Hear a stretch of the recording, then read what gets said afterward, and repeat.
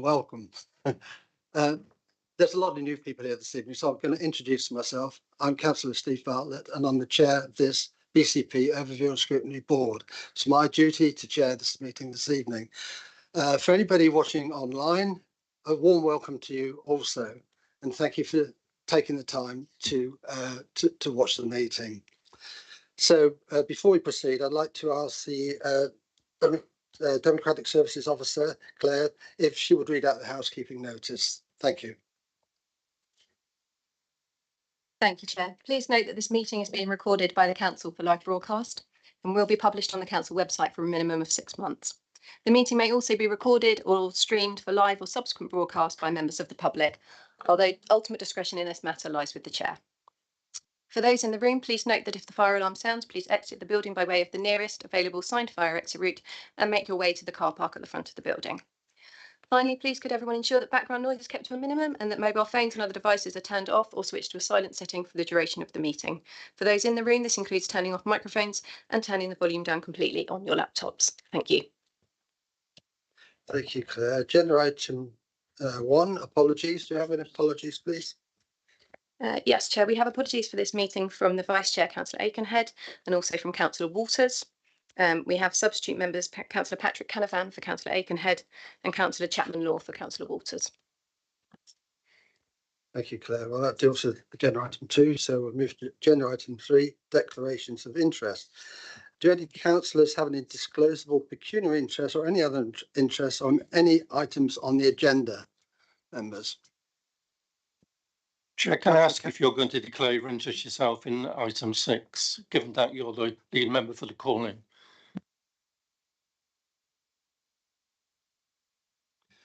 Do you have any personal declarations that you wish to make yourself, Councillor? I'm asking if you're going to make one. Excuse me, Councillor Canavan, but I'm asking you and all members, if I have a declaration to make, I will make it myself. Thank you. Do you have any interest? You don't have any interest. Okay, thank you. And neither do I. I don't see anybody else. No, okay, thank you.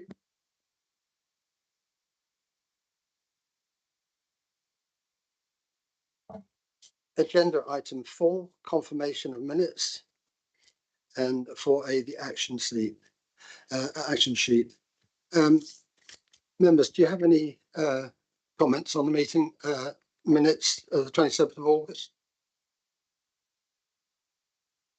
Okay, we can accept those as read then, thank you. With regard to the action sheet, this is a new item. Unless any members have got anything that they'd like to discuss on it at the moment, I'm going to suggest that because of the pressing agenda that we've got, that we don't actually discuss anything on there at the moment. There's nothing of substantial interest on it at the moment. So if you're happy for us to move on, can I have your consent to do that? Everybody happy? Thank you, members. So we move to agenda item 5, public issues.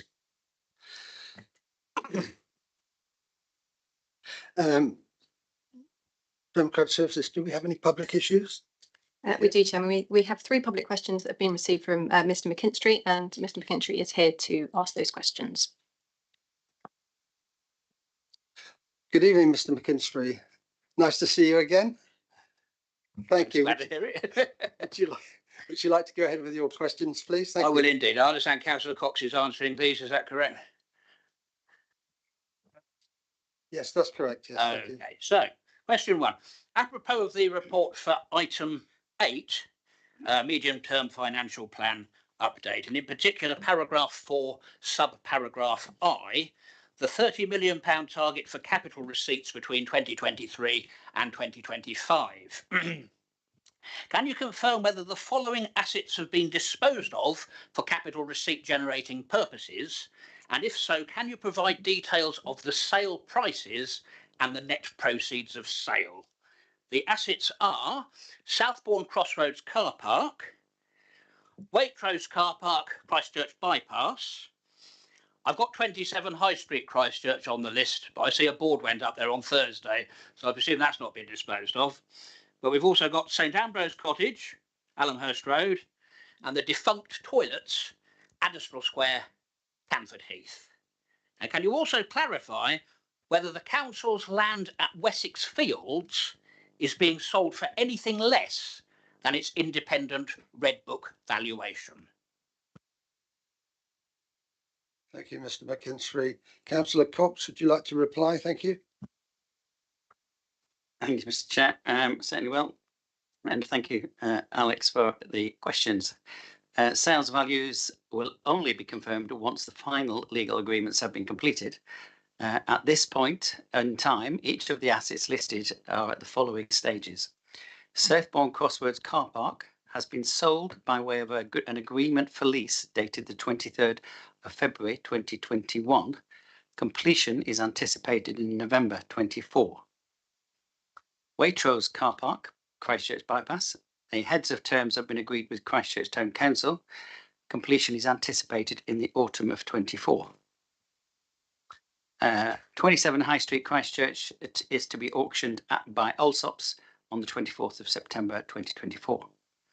St Ambrose College, Allenhurst Road, currently being considered alongside the future of the adjoining site. The defunct toilets Adderstall Square, Canford Heath, to be auctioned by Allsops on the 5th of November 2024. And I can confirm that the disposal of Wessex Fields will not be sold for less than its independent Red Book valuation.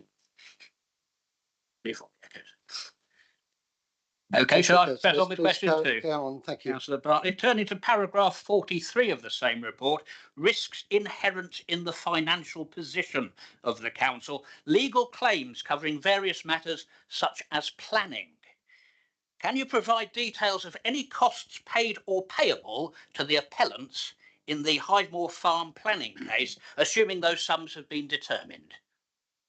Thank you, Councillor Cox. Thank you again, Alex. The council has not yet received the costs application from the applicant, despite them being awarded a partial award of costs at the appeal. Thank you, Mr McKinstry. Question 3. A final question. Has any legal claim been brought against this authority relating to the decision to close the Whitecliffe Road entrance to Poole Park to motor vehicles, a decision passed by Cabinet on the 22nd of May 2024? Thank you again, Alex. And the answer is no legal claims to date have been received. That's very useful. Thank you. Thank you, Mr McKinstry.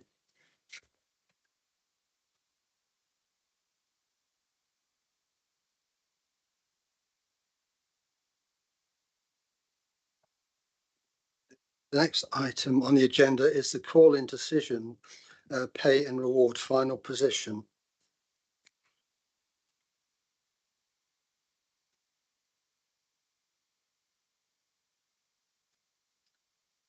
Before we get into the debate on this, I'd just like to highlight that there may be a requirement to exclude the press and public for part of the item, depending on what information is to be shared by the Cabinet members responding to the call-in. And this will take place at part 4 of this procedure prior to summing up.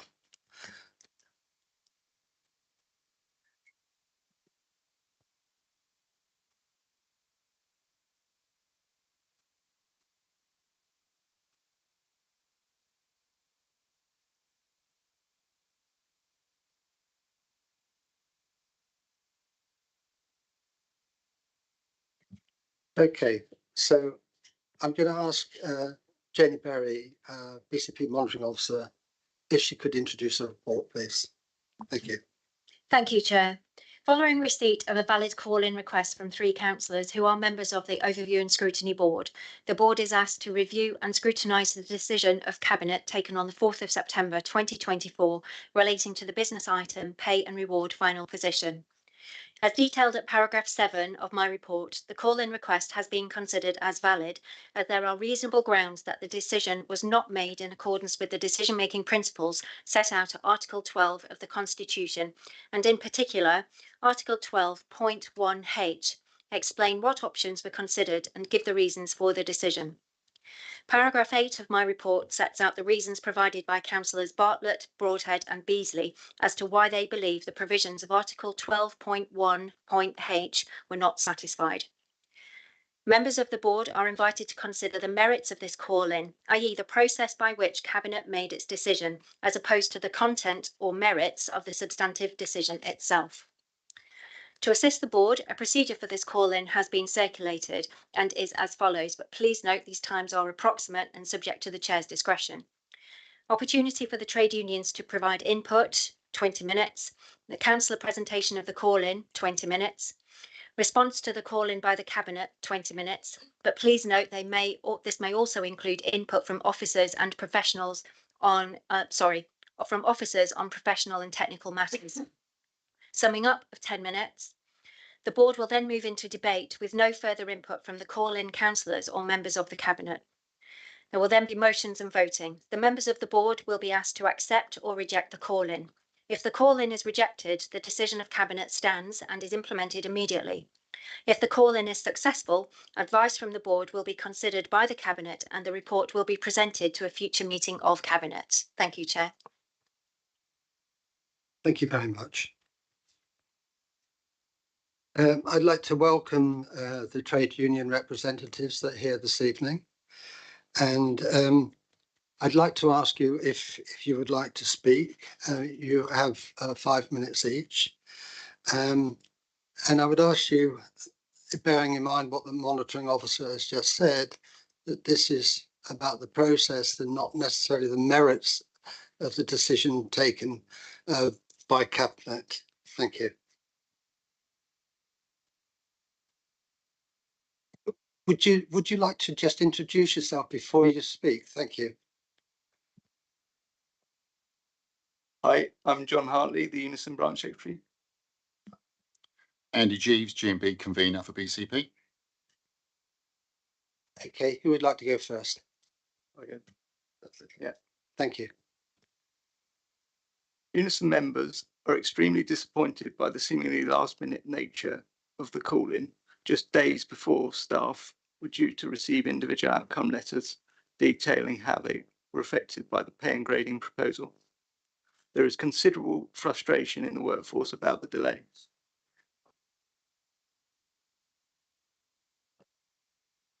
Okay. Can you hear me now? Yeah. Okay. All right. Do you want me to start again? Yeah. Unison members are extremely disappointed by the seemingly last-minute nature of the call-in, just days before staff were due to receive individual outcome letters detailing how they are affected by the pay and grading proposal. There is considerable frustration in the workforce about the delay. This proposal has come out of a process of collective bargaining with the employer. We are acting in good faith to secure fair outcomes for our members and staff. Collective bargaining is a process of negotiation during meetings between Unison and GMB and the Council, in this context on proposals for a new pay and grading structure and terms and conditions. The aim of collective bargaining is to reach an agreement between the Council and staff as we negotiate on behalf of our members and staff through this process. During the course of these negotiations, there have been a number of proposals which we have analysed and responded to the employer on. We were able to ballot our members earlier this year on one proposal. It was clear our members strongly felt that to make an informed decision, they needed their individual outcomes. We now have another proposal, including these outcomes, we can put to our members. The proposal is based on the National Joint Council for Local Government Services Green Book pay spine. The spinal column points are well established and part of a national bargaining process. Incremental progression based on these spinal column points within grades is accepted when developing equal pay structures. It recognises knowledge and experience gained on the job. All the preceding councils had incremental progression in the pay structure based on the national spinal column points. We remain focused on achieving fair outcomes for our members and staff. This proposal has followed a process of negotiation where we have looked at the equality impacts. We welcome the improvements to pay protection, bank holiday working, and recognition around night working arrangements, alongside the decrease in the number of staff likely to face a reduction in pay. We very much hope our members will get the opportunity to vote on it after you have taken a considered view on this proposal. It is our members' choice whether they accept it, as it is the outcome of collective bargaining and negotiated position which only they can decide on. Thank you very much. Would you like to go ahead? Thank you. Thank you. Is that okay? Can you hear me? Right. Thank you for the opportunity to address this committee. While I understand this is more a process question for officers, I do think clarifying the GMB's position could be helpful. Hayes. When Hayes was chosen as the council's pay and reward partner, unions raised a number of concerns with the scheme and have worked with BCP to minimise possible pay issues that not only affect current staff, but also affect recruitment and their ability to ballot their members on proposals. Throughout the last few years, GMB has carried out extensive consultation over the proposals with their members by way of workplace meetings, site visits, team calls and emails. We've also engaged with non-members.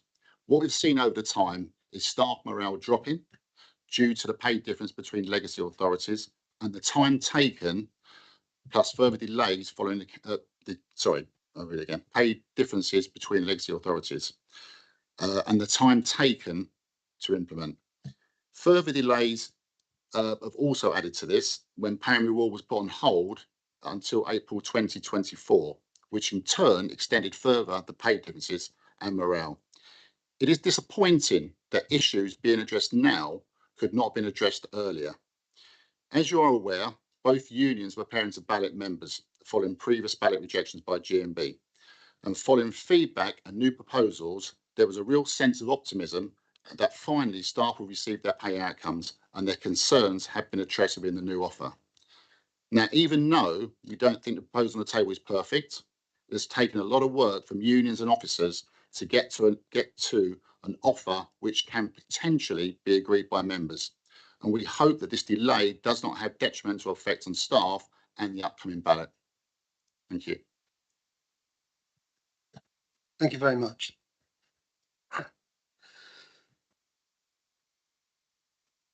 So we're just going to give call-in members an opportunity to ask questions.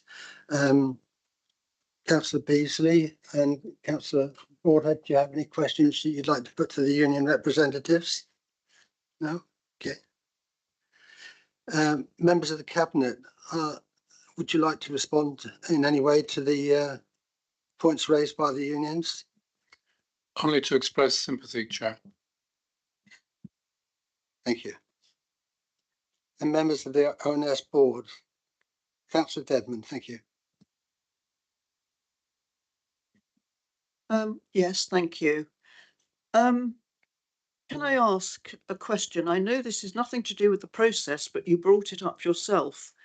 I'm sorry, the Unison member. The spinal column points are recognised knowledge and experience points, but does anybody ever not get them?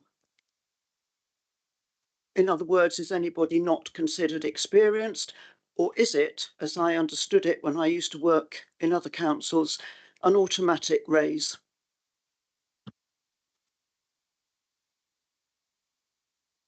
So the answer is, in terms of the people, we don't have figures for who doesn't get it, but there is provision in there for withholding an increment under certain circumstances. Thank you. I think it might be worth asking Sarah if she'd like to just comment on that, because I'm aware that this relates to performance and it's linked to the incremental pay points. So maybe you could just give a little bit more clarification on that. Yeah, thank you. So in April this year, we launched our new performance framework. And that, as John has said, introduced a new arrangement for a review of performance against individuals and a minimum criteria that had to be reached in order for incremental progression to proceed. I think it would be fair to say that for the majority of staff prior to the launch of our new performance framework, automatic incremental progression probably was the norm in all of the preceding councils. Thank you very much. Okay, just before we actually move on to the presentation of the call in itself, I'd just make a quick comment that I do share your disappointment, and believe you me, we wouldn't have called this in if we thought it wasn't absolutely necessary. And it is about the process, and it's about accountability, and it's about transparency and clarity of decision making. So, you know, and we do share it, and we sincerely hope this doesn't result in any delay that cause detriment to any of your members.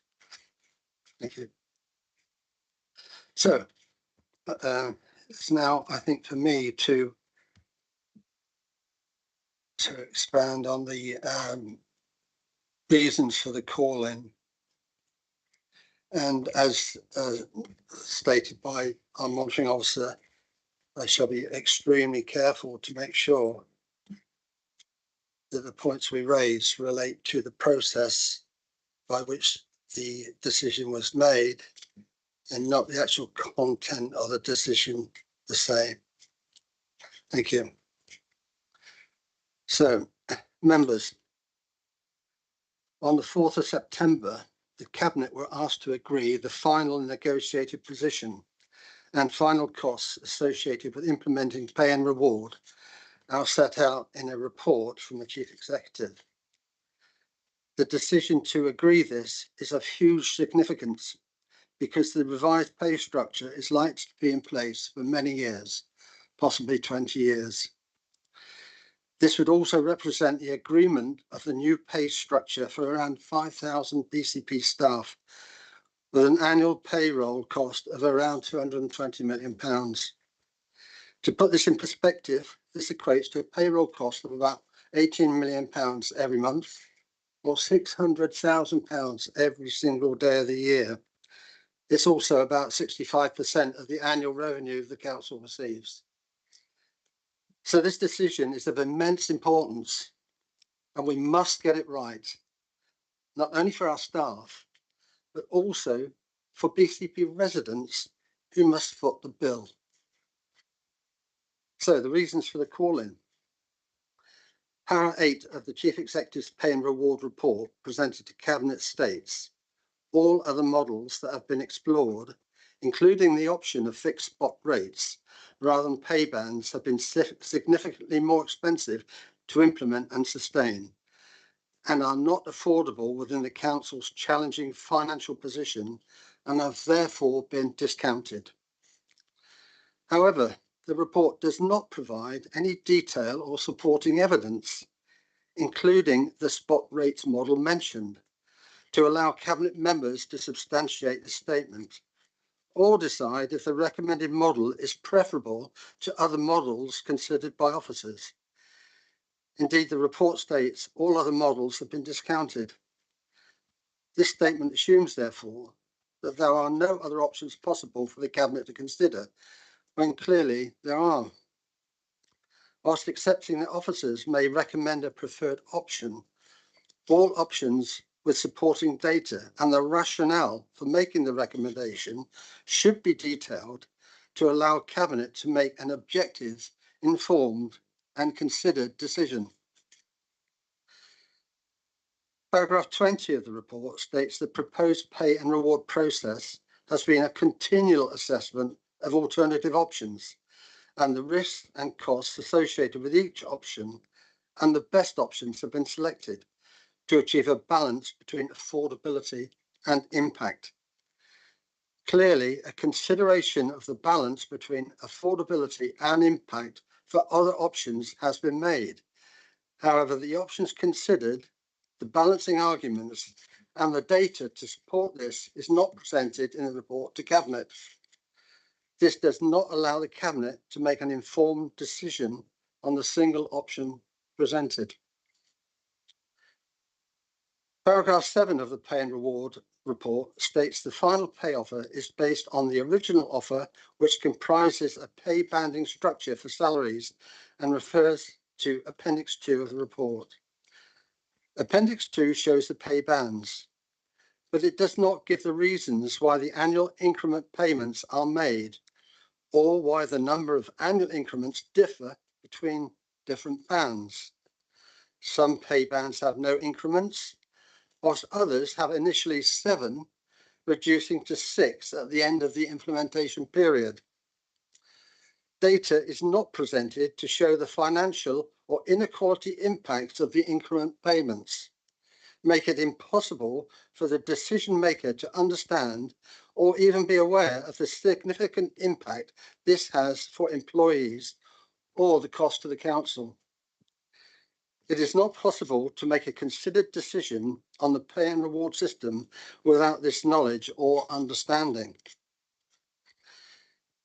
Paragraph 2 of the Pay and Reward report states the project will introduce a single pay structure and will address any inconsistencies and inequalities in pay across the organisation, ensuring colleagues are fairly and equally compensated for their work, and that colleagues doing the same level of work will receive equal pay. This statement is not supported with data, alternative options, or information to allow the decision maker to understand if this statement is correct. An analysis of data not contained within the report will show that pay differentials between staff on the same pay band will be up to 15%. This, combined with different numbers of annual increments between different pay bands, results in a pay structure that does not ensure colleagues are treated equally or fairly, and that colleagues doing the same work will receive equal pay. Turning to more general points about the decision process, decisions are influenced by the conditions under which they are made. In this instance, it is important to understand the context in which the Cabinet were asked to agree the pay and reward arrangements. Now, despite the huge significance of the pay and reward issue, until very recently, there was no plan to seek agreement from Cabinet on this matter. This was not the original case, as the Cabinet Forward Plan issued in October 2021 did contain an item seeking approval for the Council's new terms and conditions of employment, including new pay and grading arrangements. However, this item was removed from the Cabinet Plan on the 9th of January 2024. This was questioned at the time when it was confirmed by the Chief Executive that the Cabinet authorisation was not required because the Chief Executive had delegated powers to authorise the pay and reward arrangements. Given this, it was a surprise that on the 23rd of August 2024, that a statutory notice was issued giving notice that the Cabinet would be asked to approve the final pay and reward arrangements at its Cabinet meeting held on the 4th of September. Why the policy to authorise the arrangements was reversed at such a short notice is not known or explained. Despite the statutory notice issued on the 23rd of August stating the pay and reward report was publicly available, it was not published until late afternoon on the 27th of August.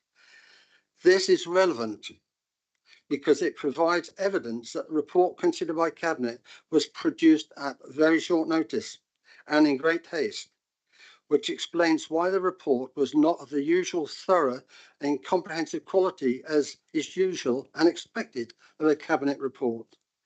It also suggests that the Cabinet's decision to agree the single option presented was expected, and there was no need to explain other options or the rationale for choosing the single option presented.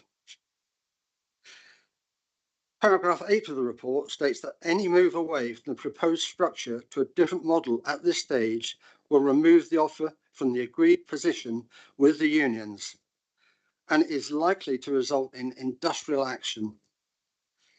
This warning, combined with a need to issue letters to all staff within days of the Cabinet meeting, left the Cabinet with a binary choice: either agree or disagree, and then face the consequences of industrial action.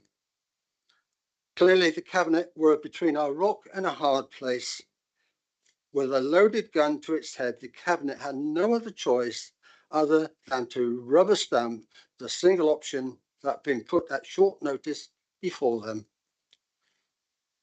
With a resultant Cabinet decision being driven by the urgency of the situation. I trust members will agree that given the importance of the decision to put the Cabinet in this unenviable position is unsatisfactory and not conducive to sound, transparent decision making. This call-in does not seek to challenge the level of salaries offered to the unions, but it does challenge if the Cabinet has been given sufficient information on which to decide if they agree with the recommendations by the Chief Executive in his report, and whether the information supplied is sufficient to ensure the objective of ensuring staff are fairly and equally compensated for their work, and that colleagues doing the same level of work will receive equal pay. We therefore ask this Overview and Scrutiny Board to agree to give the following advice to Cabinet. 1. The OS Board recommends that Cabinet re-examines its decision to agree the final negotiated position and financial costs associated with implementing pay and reward to consider A, all options considered in formulating the final negotiated position.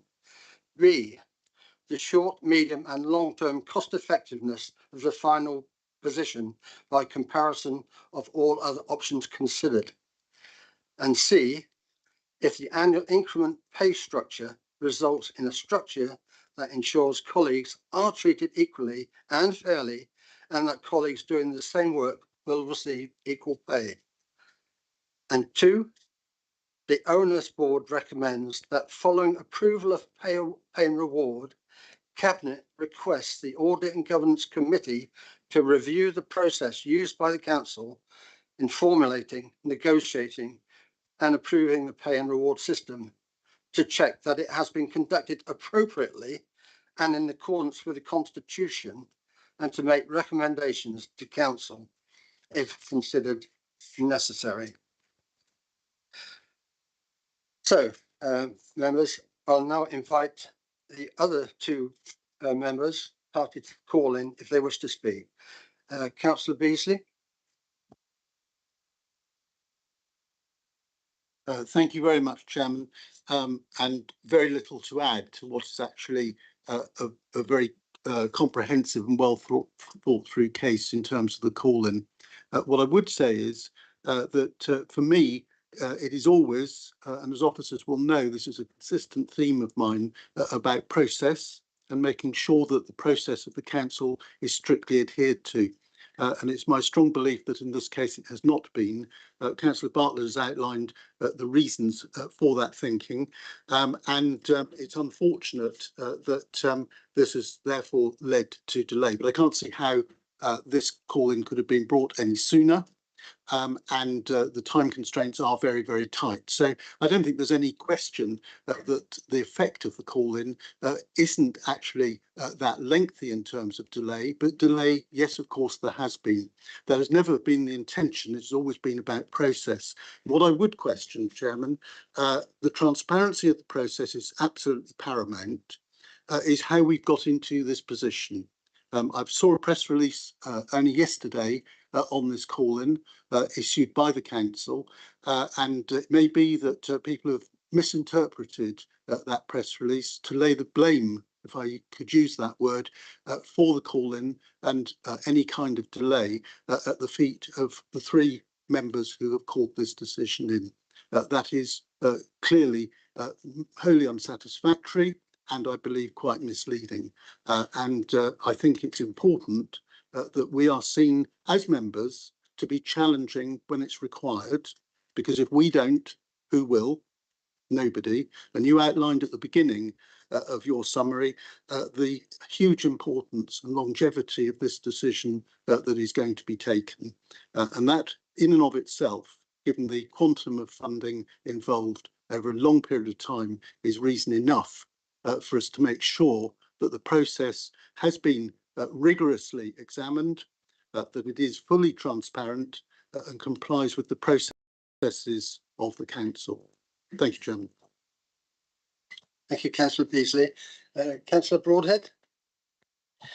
Thank you very much, Chair. Again, like Councillor Beasley, I don't have a tremendous amount to add to your comprehensive outlining of the reasons for the call-in, although I do have one further recommendation that I would like the board to consider, which I will go through in just a moment. But first of all, like you, Chair, I do wish to put on record our thanks particularly to the union members that came today, and to reiterate the point that this is very much about ensuring that the correct process has been followed. I completely understand the position that council staff and their union representatives are in. They clearly want to just get on and in particular receive their individual breakdowns, because as many of us know, this has been a process that's taken a tremendously long period of time. But equally, it is incumbent upon us members to make sure that, as you highlighted, with such a big decision, 65% of the annual revenue of the council, that we have been completely transparent in terms of how the decision has been arrived at.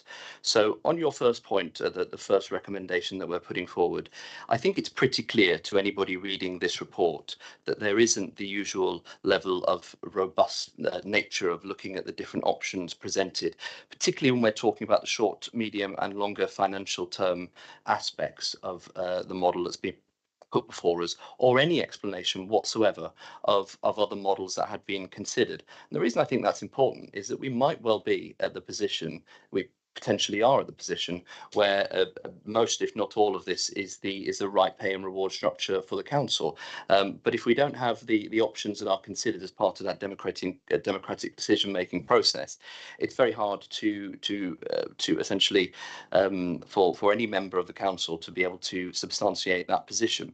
I think there's also clearly going to be questions that will be asked by staff and members around, as you've outlined, the annual increment payments and why there is that differential between the different bands, particularly in terms of the number of increments within that. And again, that would be an easier process to defend if there was information within the report as to why that was the best option. It talks in the report that there other options have been considered, but it is just incomprehensible in terms of how we normally receive reports to the cabinet and full council, that there is no exposition whatsoever of those other considerations that have been taken. So I do think it's completely reasonable request from this Overview and Scrutiny Board to ask Cabinet to re-examine the decision and at the very least outline some of those other options that have been considered to make sure that they are in the strongest position. And indeed, that is a process that we always follow.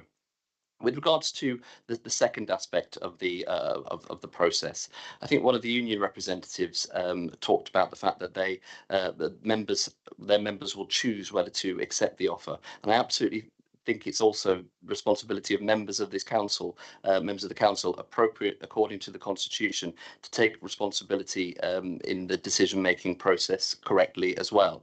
And we have processes in place for a reason. That's to ensure that those important decisions have full transparency and democratic input around them. And the toing and froing of this decision has been less than positive. As you outlined, there's been changes on the Cabinet Forward Plan, coming off the Cabinet Forward Plan, going on to the Cabinet Forward Plan as well. And I don't think, again, it will lead to a level of confidence about how this decision has been taken. The final point I would make, and the extra additional recommendation I would like to make, is just to double down and ensure that not only are all members of this council involved in what is a very, very important decision, but that we are actually following to the letter what our constitution says in terms of key decisions. Now, it's pretty clear in the constitution that a key decision is any decision that is over, I think, 500,000. Any decision that has an effect of 500,000 effect on the council's budget becomes a full key decision that is taken initially by Cabinet and then sent to full council. And to me, it's very, very clear that this is a key decision, not just because of the importance of the decision, but because in the summary of financial implications in the report itself, it talks about the fact that this decision in front of us today, in front of Cabinet last week, will have an additional over £500,000 impact over and above the £1 million extra that had already been approved in the council's approved budget. So already it implies that this is a key decision, but that is only based on 1 year, Chair. And as we've seen from previous key decisions, the normal practice is that any decision that the council makes where the compound effect over a course of a number of years over the life of the MTFP is over the threshold for a key decision, also makes it as a key decision. And this is an ongoing pressure on the council. And I understand the reasoning that we've been given by officers that normally you would approve that as part of the budget setting process. But of course, this decision has been taken by Cabinet outside of the budget setting process,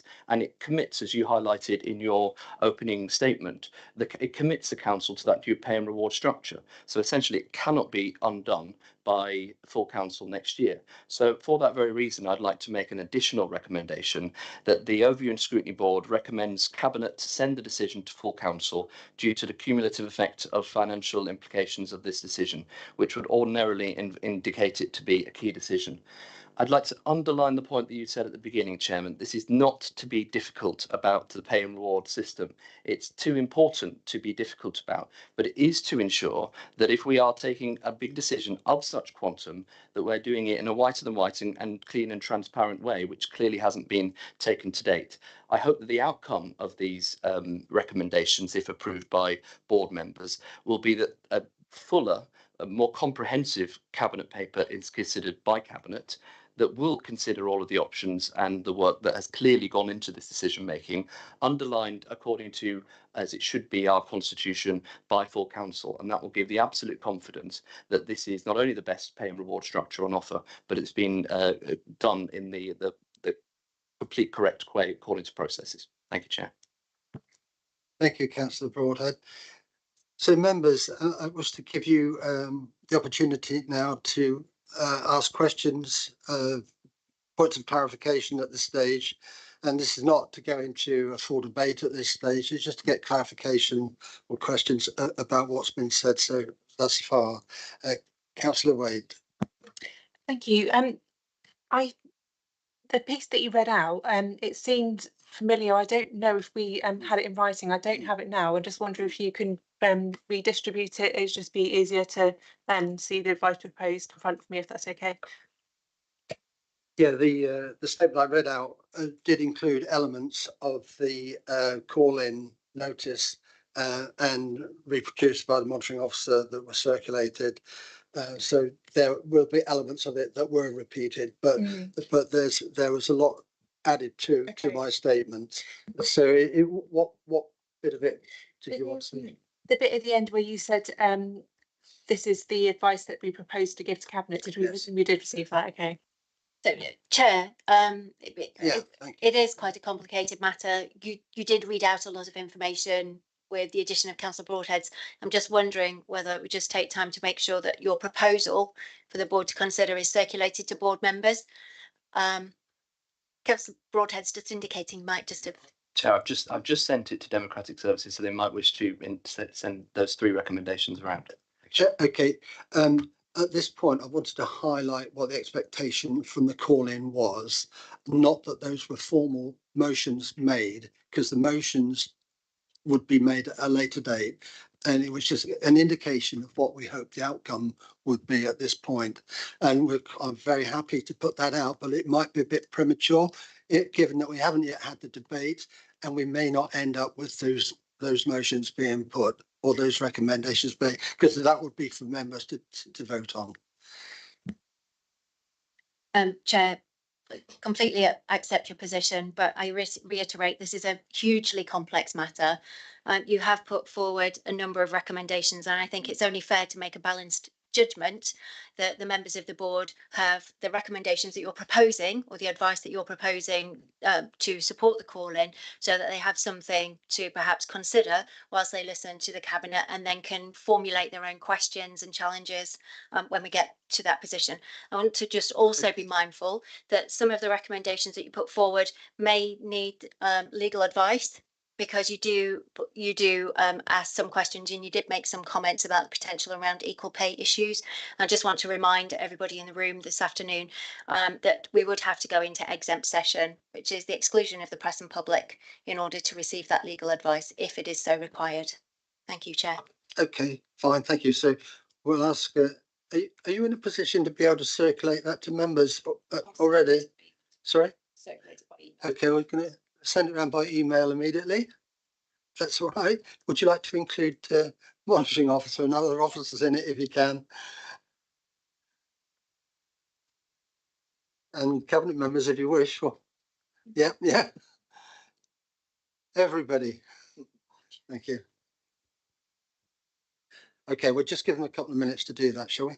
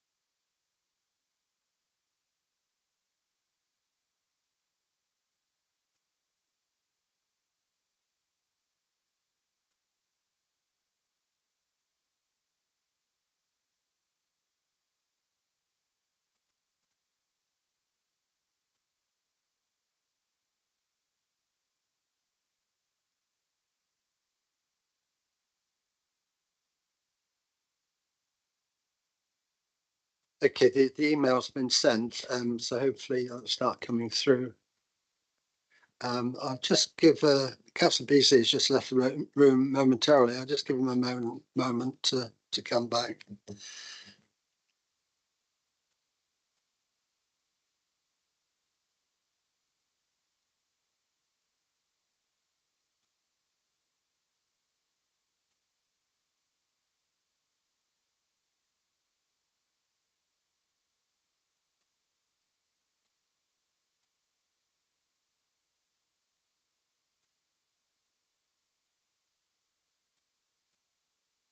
Okay, I think we will move on. We don't know how long Councillor Beasley is going to be. So, members, are there any other members with a question that they wish to ask for clarification on what's been said thus far?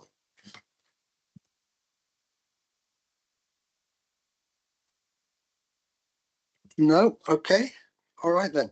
So now the next stage of this is to ask for a response by the cabinet, and I note that the leader is not here this evening. Oh, is she? She's online. Okay. Is it Councillor Hannah? Are you going to make the response as a portfolio holder? Or is that the intention? Okay. Thank you very much. Would you like to go ahead? Thank you. Thank you, Chair. If I have it right, there are two issues that the committee might wish to consider. The first is whether the decision taken by Cabinet on the 4th of September was correctly taken and supported by adequate information, or whether it warrants further scrutiny. The second is whether the pay structure, based as it is on the pay bands set out in the appendix to the Cabinet report, is the appropriate pay structure for the Council looking forward. If I may, I will comment on the first of these, whether the Cabinet decision was correctly taken, and leave the comparison of different pay structures to officers. So did Cabinet have adequate background information to take the decision that they did? To answer that, you have to first ask what it was that Cabinet was deciding. And the answer is that we were not reviewing or determining the principle of pay bands on the 4th of September. That had been set in place long before, as early as 2022, not by this administration, but by the Conservative administration. The critical reason for the 4th of September report was in fact to agree the extra costs involved in the revised offer to staff. That is what Cabinet was deciding on the 4th of September. As you know, we had consulted the unions on the basis of an offer that had already been costed, and the costs had been approved and were in the medium-term financial plan. That offer had included the already agreed pay structure based on pay bands. The GMB union had asked officers to inform staff of their individual salaries under the offer, and Cabinet in July had agreed a schedule for those salaries to be calculated over the summer, letters to be sent to each member of staff in September, with the unions holding further ballots after that.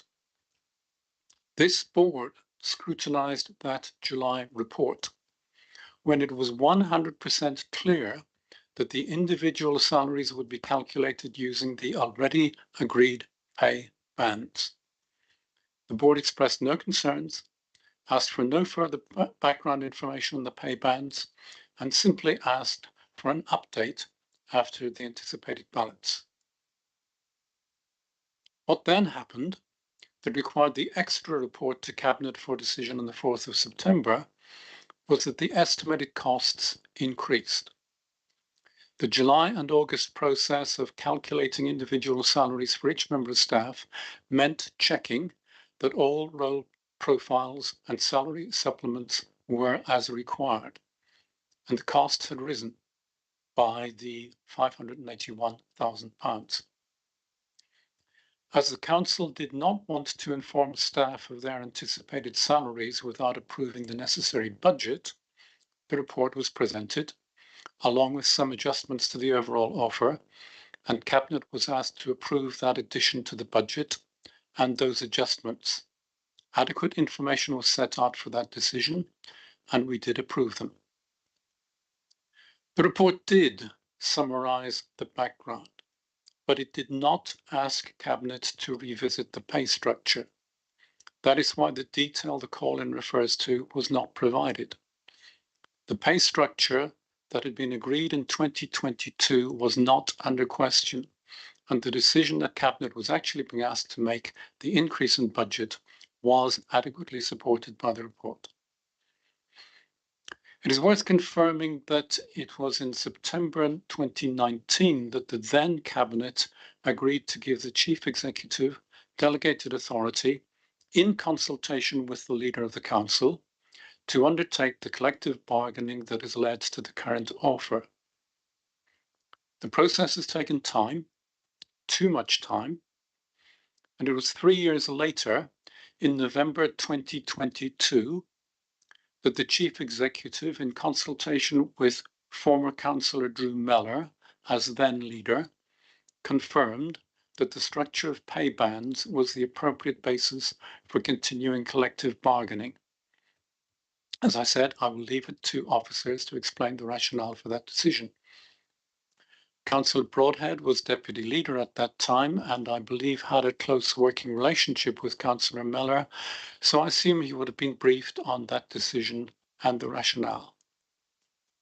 Just 3 months later, a report was prepared for the February 2023 meeting of the Corporate and Community Overview and Scrutiny Committee, in effect this board, at which Councillor Bartlett was present. The report was presented by Councillor Mellor, it still being under the Conservative administration. Councillor Mellor confirmed that the new pay structure had been agreed on the basis of lower costs and fewer staff being impacted by the change. No concerns were raised. The committee, this board, did not suggest that any other structure should be explored in more detail. Officers have since negotiated on the basis of the pay band form of pay structure. Since then, there have been multiple opportunities for review, both before and since all council staff were informed of the pay and reward package as a whole. Those opportunities for further review include a further report in June 2023 to the Corporate and Community Overview and Scrutiny Committee, this board, then chaired by Councillor Bartlett, at which he is minuted as hoping that agreement would be reached with the unions. No concerns were raised. Opportunities for review also include a further report to Cabinet in October 2023, scrutinised by this board. No concerns were raised. Opportunities for review also include a briefing in November 2023 to the All-Party Transformation Working Group, explaining the pay band structure in detail and even the process of assimilation onto the new pay bands. No concerns were expressed. Councillor Bartlett and Councillor Broadhead were both part of that meeting of the working group and might indeed have requested a similarly detailed report to come to this board, but did not do so. The details of the offer, including the pay band structure, were then shared with all staff on the council's workforce in November and December 2023.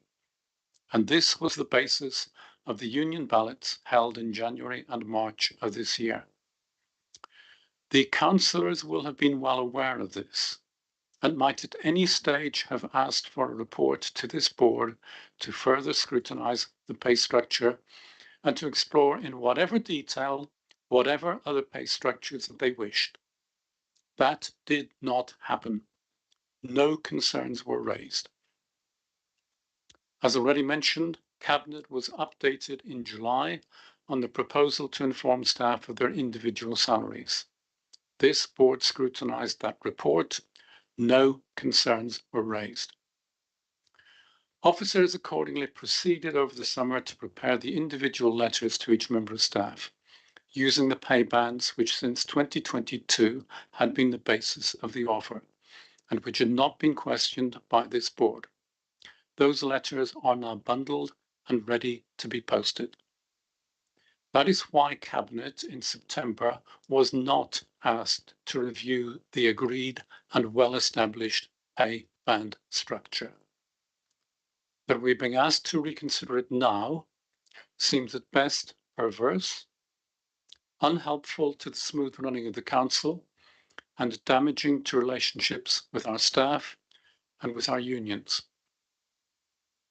The question has been asked, and I will hand over to Sarah Dean to cover the rationale behind the 2022 decision taken by the Chief Executive in consultation with the then leader, former Councillor Drew Mellor.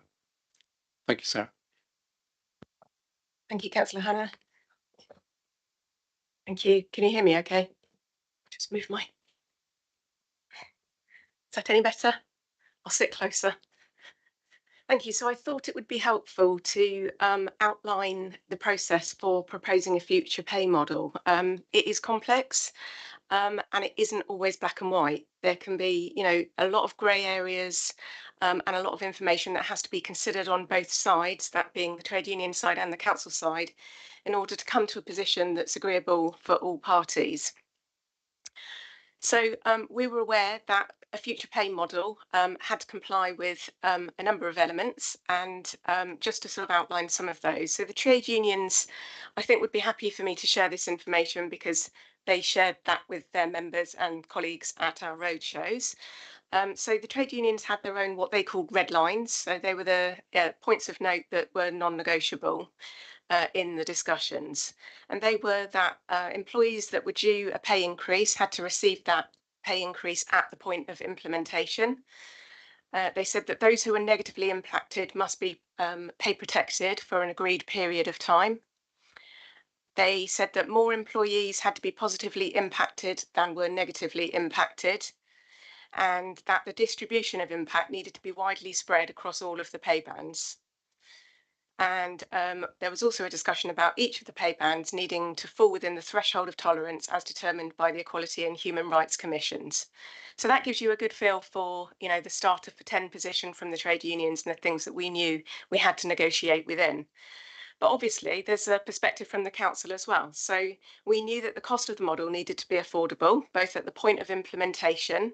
So that's when those seeing an increase in pay would receive their new pay, at the same time as those in pay protection would also be continuing to receive their existing pay in that period of pay protection. We also knew it had to be sustainable in the longer term, with due consideration given to the issue of incremental drift. And that was important to us, the cost of which is met, just to note, by services and will continue to be met by services when it comes to incremental drift. So the model, most importantly, needed to give due regard to the requirements of equal pay legislation to minimise, as far as is practicable, the ongoing risk of equal pay claims.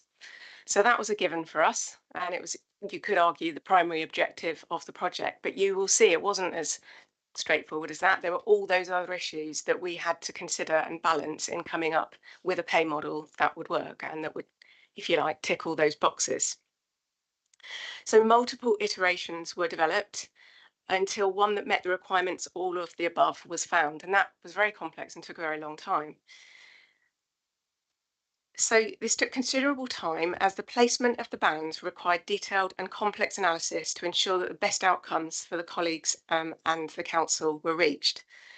The final model was subject to significant test and challenge by the trade unions, with the Unison Equal Pay Specialist working with us to explore options to assess the impact of moving each of the pay lines either up or down. And I know the question has been asked about why there are different numbers of increments within bands. And this goes some way by way of explanation as to how it was decided upon as to where each of the pay lines would be drawn. Now, I think what I want to be clear about is that adding or removing a single spinal column point to a pay band, i.e. moving the band up one or down one, could create either significant budget pressures or increase the number of those negatively affected, or affect the balance of the gender profile. So depending on which groups of staff fell within that band, by moving at one point could suddenly shift hundreds of people up one way, making it unaffordable, or upset the gender profile balance. Or, as I said, suddenly tipping a lot more people into a pay protection situation than would have been acceptable. Now, it was only after completion of the analysis that all parties felt confident to proceed with the final offer. Now, I think it would be fair to say that I haven't shared the iterations of all of those models with anybody outside of the collective bargaining table, because that's not how collective bargaining works. There are, multiple issues that we have discussed over the years with the trade unions, both relating to the pay models and the options, and relating to the terms and conditions and the colleague benefits, that we have explored, discounted, revisited, and put on the table. Far too much information there to have been shared until such time as we were going to get to the point where we knew that we'd reached a position that met all of those boxes that I've outlined, and that we felt was one that the unions could take to their members to ballot, and that we were comfortable met all the conditions for the council. And it was only at that point in November 2023, when both Unison and GMB confirmed to us that they were prepared to take the offer to their members, that we then were in a position and comfortable to start to release that information. And Councillor Hanna has outlined the process that then followed, in terms of lots of discussions at various forums and with colleagues to share that information. I also even recorded a spotlight recording for the benefit of our colleagues who were frustrated by the delays in the process, so that I could explain to them in some level of detail as to why the process was taking so long, and tried to explain with a diagram about how just moving one increment point up and down could affect the balance and, create a position that we needed to explore further. So all of that information was then available on the intranet and shared with our colleagues through our roadshows, and obviously was available to all members from that point on also. I think it might be helpful as well at this point to respond to the point about the pay band differentials, and I've touched on that, but just to explain a little further. Councillor Bartlett, you did outline in your presentation about the concerns around the differentials with some of the bands being smaller, some being larger. And I think I really want to respond to that by saying that is absolutely quite common in a pay and grading structure. That is certainly, you know, from all of my 30 years in HR, what I have been used to, and is representative of all of the other local authority pay and grading structures that I've seen also. Band 12 in our proposed new structure has the highest differential, which begins with a 13% differential and then drops to 10% by the end. But for comparison purposes, our current grading structure, BCP Band G, that we're currently using for staff, it currently has a differential of 9.5%. So, you know, we have that position now. I just want to kind of reassure we're not doing anything radical that moves us away from any other kind of local authority that might have done it, or indeed from the existing position that we're in now. And indeed, just by way of example, Legacy Dorset grades have up to a 14.6% differential. They're grade 8 and quite a few over 10%. So as I said, quite common when looking at pay and grading structures for them to look like that. So we did start with a position of spot rates when we first explored the options on the table, as you will be aware. So the starting position was a spot rate with a median salary based on Corn Ferry's public sector not-for-profit excluding London rates. That stands for PNFP. We explored that in some detail. Now, I'm not going to go into detail about the percentages, impacts negatively, positively, or the costs that go with that, because as I said, that was part of the confidential negotiations that we undertook with the trade unions. But I think what I do want to add is that the trade unions were not in favour of the concept of spot rates or that model. Their members had fed back to them that they didn't like that model. They were concerned about the lack of ability to progress and increase their pay over a period of time. We call that headroom, and with experience. So we already knew that we were on a sticky wicket in terms of the negotiations with the trade unions. They were very clear with us from quite early on that they didn't like that concept. That model was discounted for those reasons, but also because the implementation costs were extremely high and not considered affordable. And that was confirmed by the leader of the council at the time, Councillor Drew Mellor, as Councillor Hannah has set out.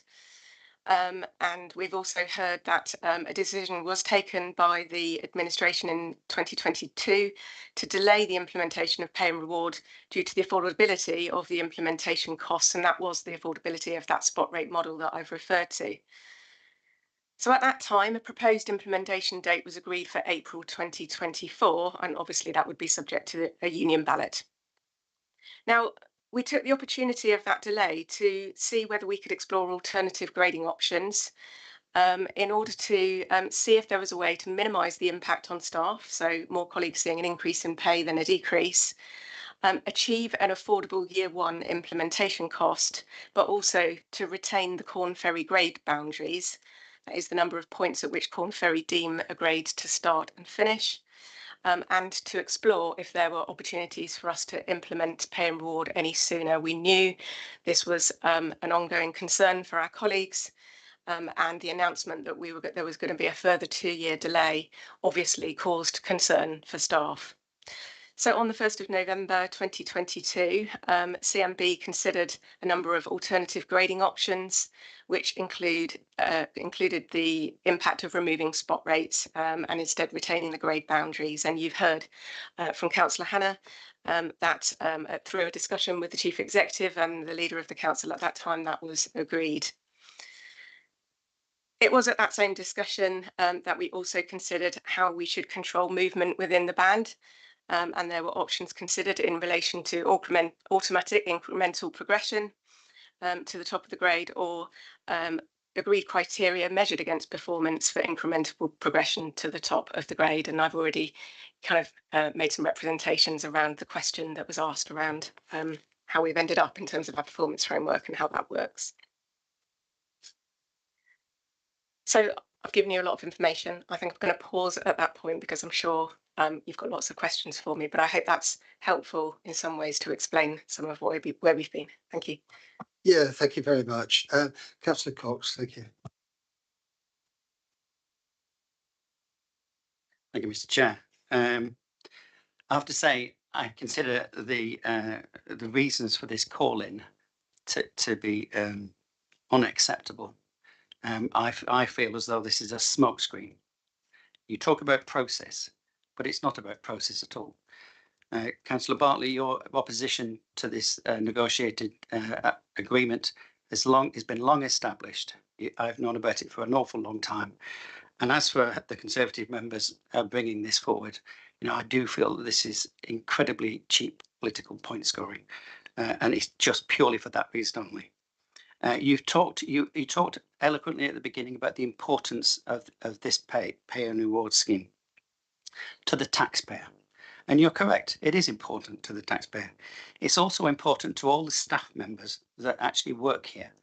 And we constantly talk about the importance of staff in this organisation. It is our most important asset that we have. And yet we're just about to throw them under a bus, or you would like to throw them under a bus by doing what you're suggesting, because that's the effect that you would have. If we did do the re-examining everything in detail, which you have proposed, we would get nowhere. It would take a huge amount of time, excessive. I would remind this board that actually we've just come out of a best value notice, the only council in the country to come out of a best value notice. We've gone back to traditional ways of doing things. So we're not about to embark on a right-wing experiment to rip up local and national pay bargaining agreements. That's just not what we're going to do. And I think it was actually, we did have a choice.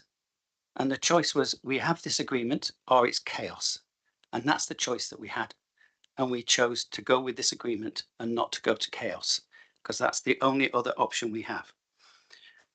Councillor Beasley talks about it only being about process and transparency.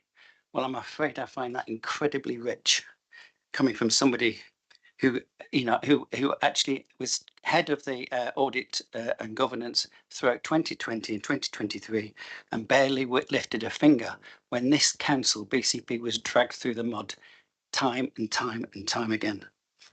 And Councillor Broadhead, you talk about the long delays. Well, it was your administration that delayed this the most. You put it on the back burner. And if there has been delays, been huge delays, but it was your administration mostly to blame for that. And you complain also about toing and froing. Well, that's what pay negotiation is all about. You to and fro. You negotiate. So I'm afraid to say, I do consider this calling to be a complete smokescreen, and I would ask this board to reject it. Thank you.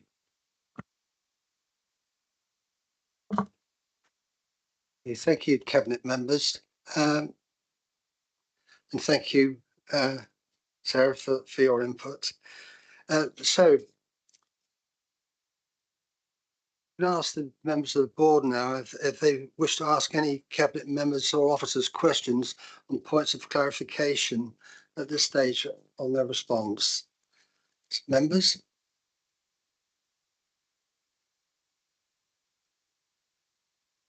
No? Okay, well, I do actually have one or two. Councillor Hannah, you say that the proposals offered to the union had been agreed. Were they agreed by Cabinet? Were they agreed by Council? And was it an authorisation or just an agreement? And those two things are completely different. That's one question I've got for you. Thank you.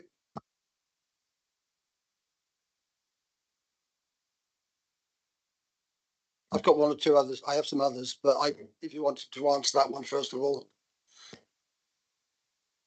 I explained the delegated authority that was given to the chief executive in consultation with the leader and the basis on which the decision was made, and that has continued to be the position. My understanding is that the chief exec was given delegated authority to negotiate with the leader at the time. There was also a On a requirement. point of order, Chair, That was also a is requirement. this your second question? Sorry, it is. Okay. All right. I'll make the point later.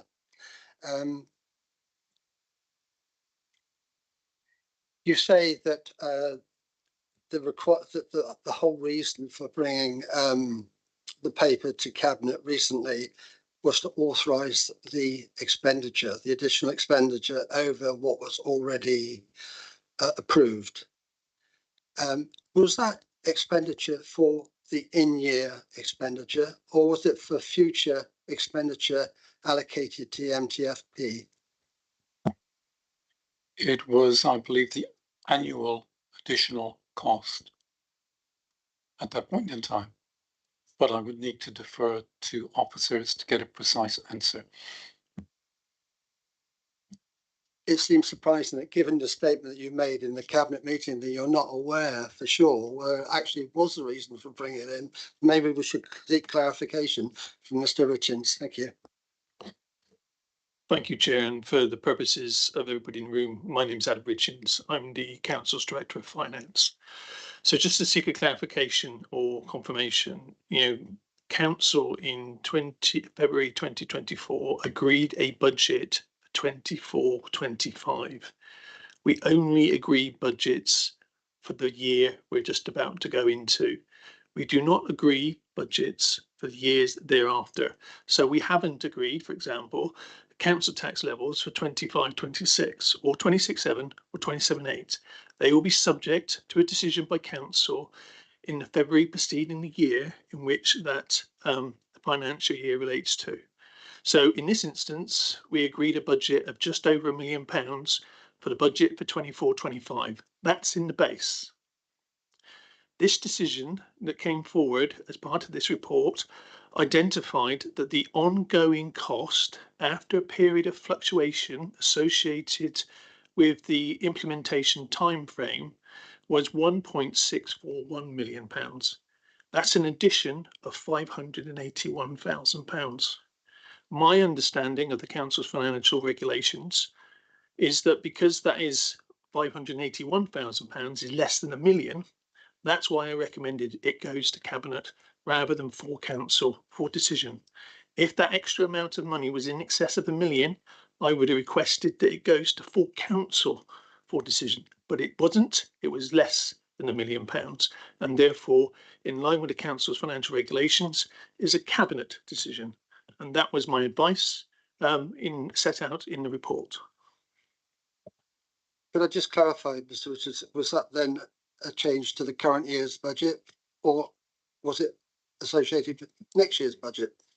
There is no change to the current year's budget because there is no cost in the current year. The issue is actually what's within the base budget of the council. The base budget currently is £1,060,000. The ongoing cost at that period of implementation is 1.641, i.e. the increase of £581,000, which is below the £1 million threshold. Thank you. Yes, please, Councillor Broadhead. Thank you, Chair. If I could just ask probably the Chief Financial Officer on that question, and this is my reason for suggesting the final of the recommendations that we may wish to consider. My understanding of the key decision process and those thresholds was that it was the amount that decision was essentially burdening the council with.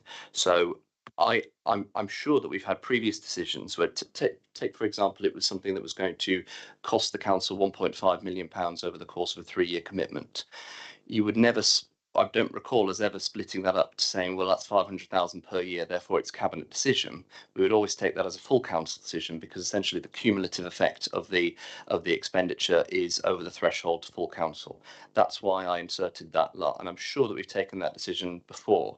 The report's pretty clear that the 581,000 is a per year additional burden. So am I not correct that the total amount this decision would commit the council to is over the threshold that it would go to council?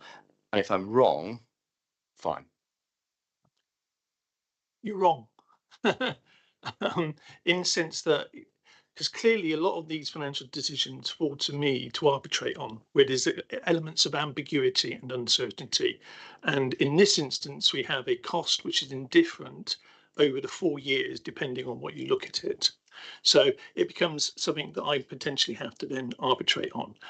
In this instance, if we were to look at a position where you had a budget, say it was £900,000, a £900,000 budget would normally be something that is agreed by cabinet because it's less than £1 million.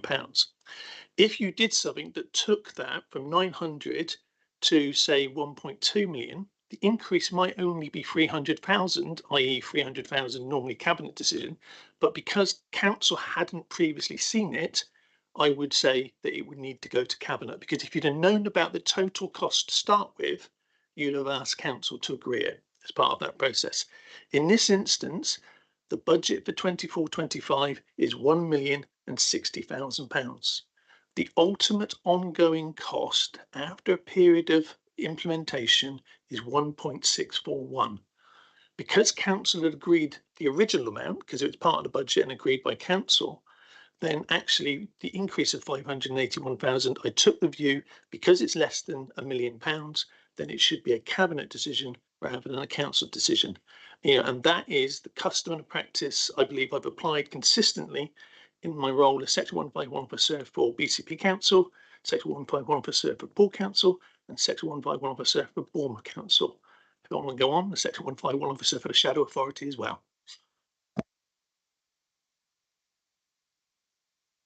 Any further questions, members?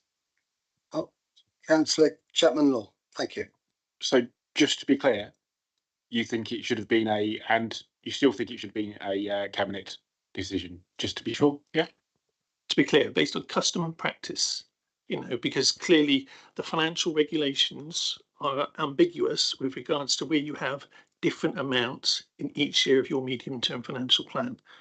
So based on custom and practice, based on my interpretation, I took all of that into account, and because the ultimate ongoing cost is just £581,000 more, and £1 million that's in the budget was agreed by council, I took the view that it was a cabinet decision.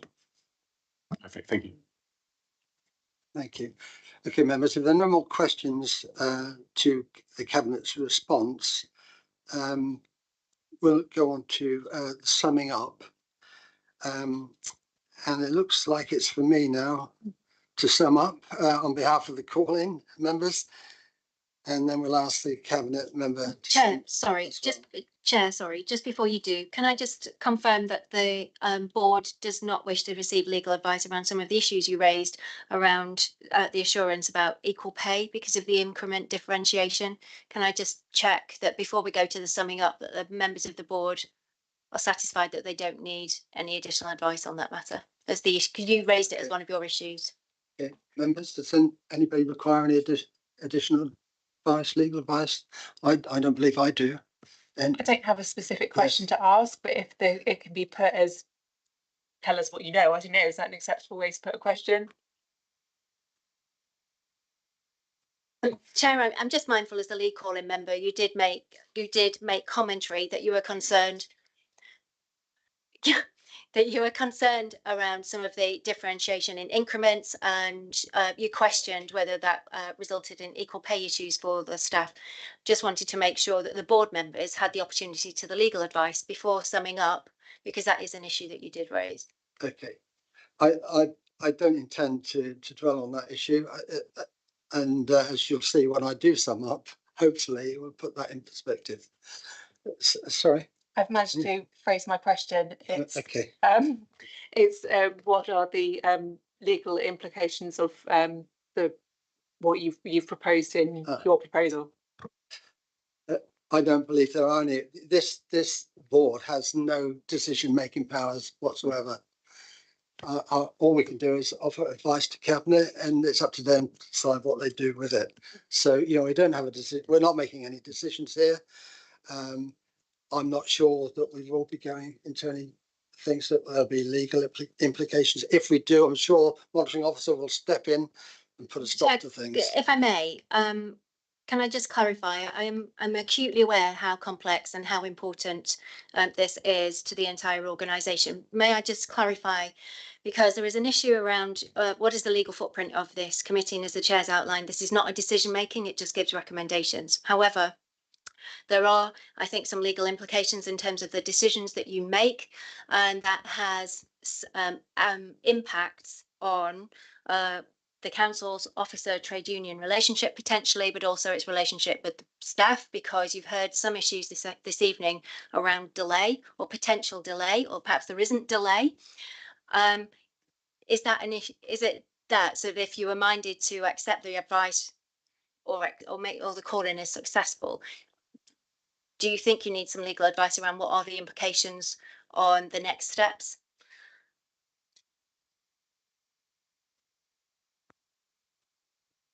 Broadhead. Before we take the step of having to take that advice, we have three broad recommendations that are in front of us. One of which is a look at process after, and the other are essentially to recommend that because of our concerns with the process, and most notably around presentation of options in the paper, the decision goes back to cabinet and then potentially full council. I'm struggling to find what legal implications there would be for us essentially saying that we want cabinet to just reconsider the decision.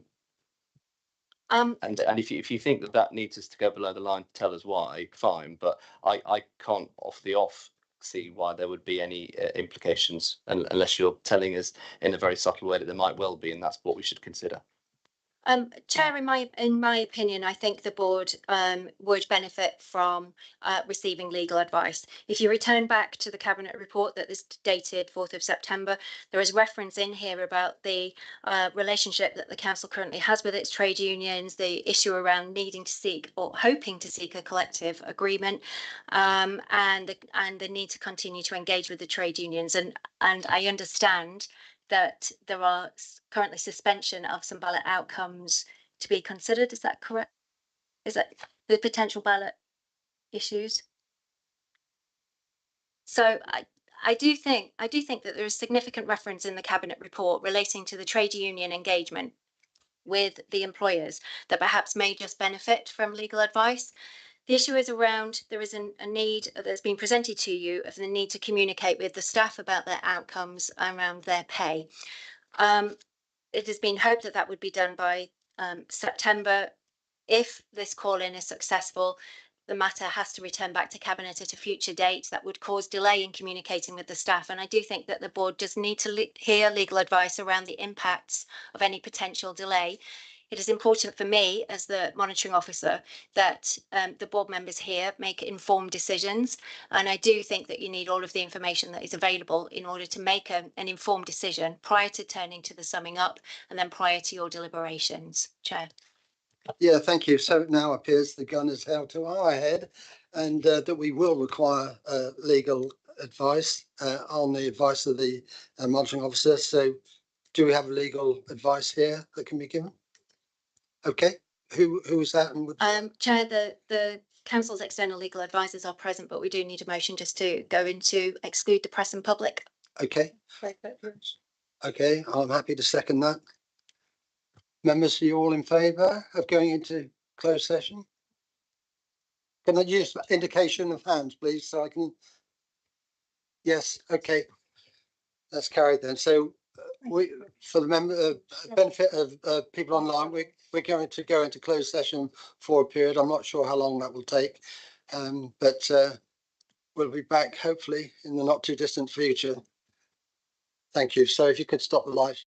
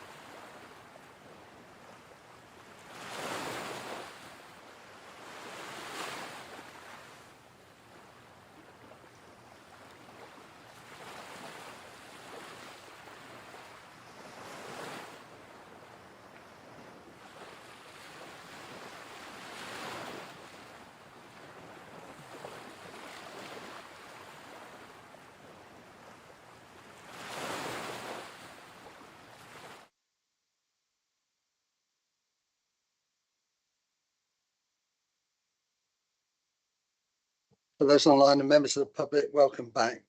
So now we come into the summing up of that section of the calling section, after which there will be a debate by members. All right. So it's now for me to sum up, followed by a summing up by the cabinet member. Now, we had a really detailed explanation from HR about what's gone on, and I have absolutely no doubt that the negotiations have been highly professional way, and that all the considerations have been made. But the problem is that was not made visible to cabinet members. It was not explained in the paper. That did not just ask for financial approval. It asked actually for the cabinet to agree the final negotiated position and final costs associated with implementing the pay and rewards that happened. So they were being asked to actually approve the new structure. Now, I'm not aware that cabinet or council have ever approved this structure.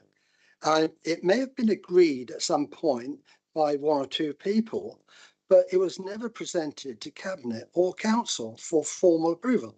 Indeed, there was a plan for it to be presented to cabinet. I think I probably mentioned it in the thing that it should have been presented to cabinet for approval, and that was withdrawn. It was withdrawn in January of this year. And it was only at the very last knockings that, it was the requirement to approve it. And so this is the first time this decision went to cabinet, the first time it's ever formal approval or agreement of this whole thing. It's actually been asked of cabinet. And so, the democratic aspects of this process is definitely questionable.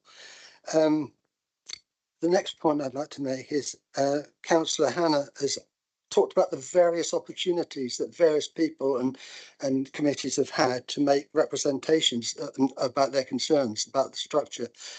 Actually, the reason it wasn't possible to do that because the very subjects were in constant negotiations from January onwards, and there was no opportunity through overview and scrutiny to actually raise the issues during that period. This was the first opportunity. There was a formal opportunity.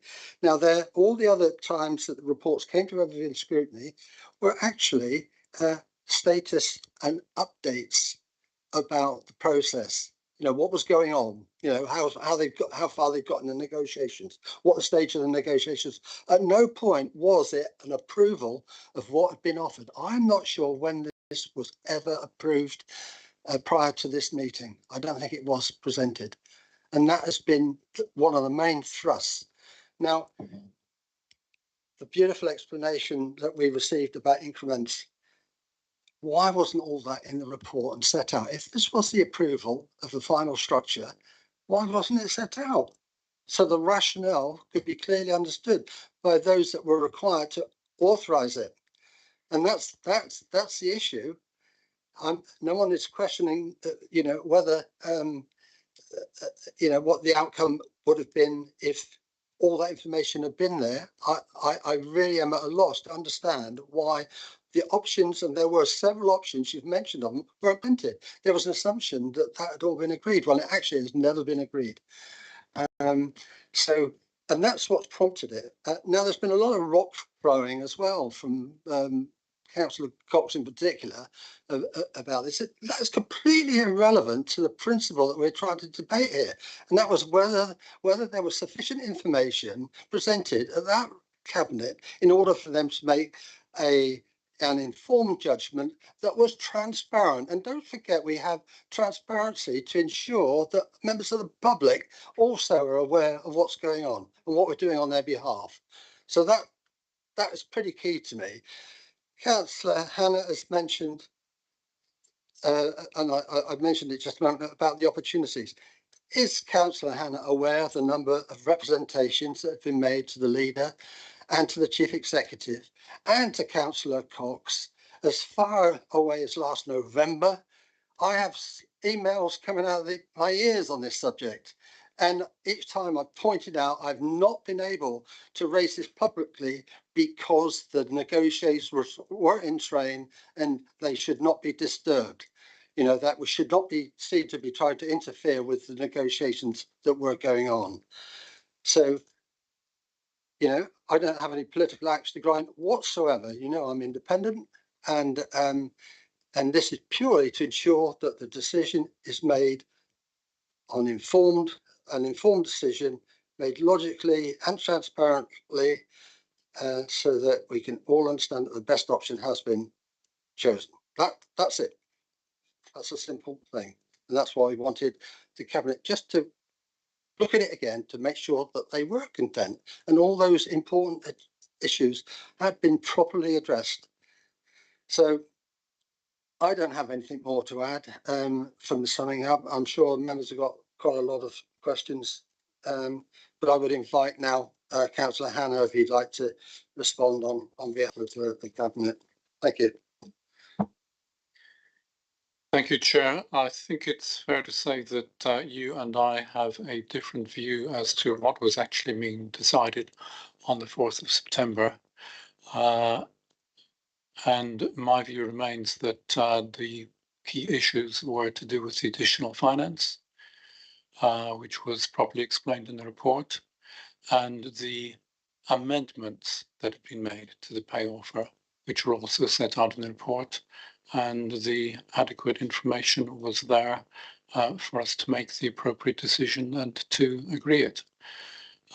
In terms of the finance, we've heard both from the Director of Finance the explanation for why decisions needed to come in the way that they did, and we've heard from the monitoring officer that in fact that part of the call-in was struck out, so that's not even relevant.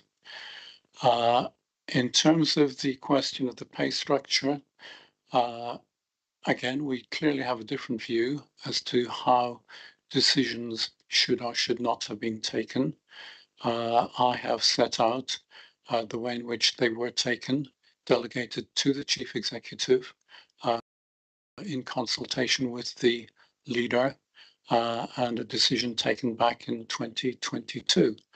And in terms of process, I hear, Chair, your own views on process, but I prefer to be advised by officers on process. And the advice I receive is that correct process has been followed.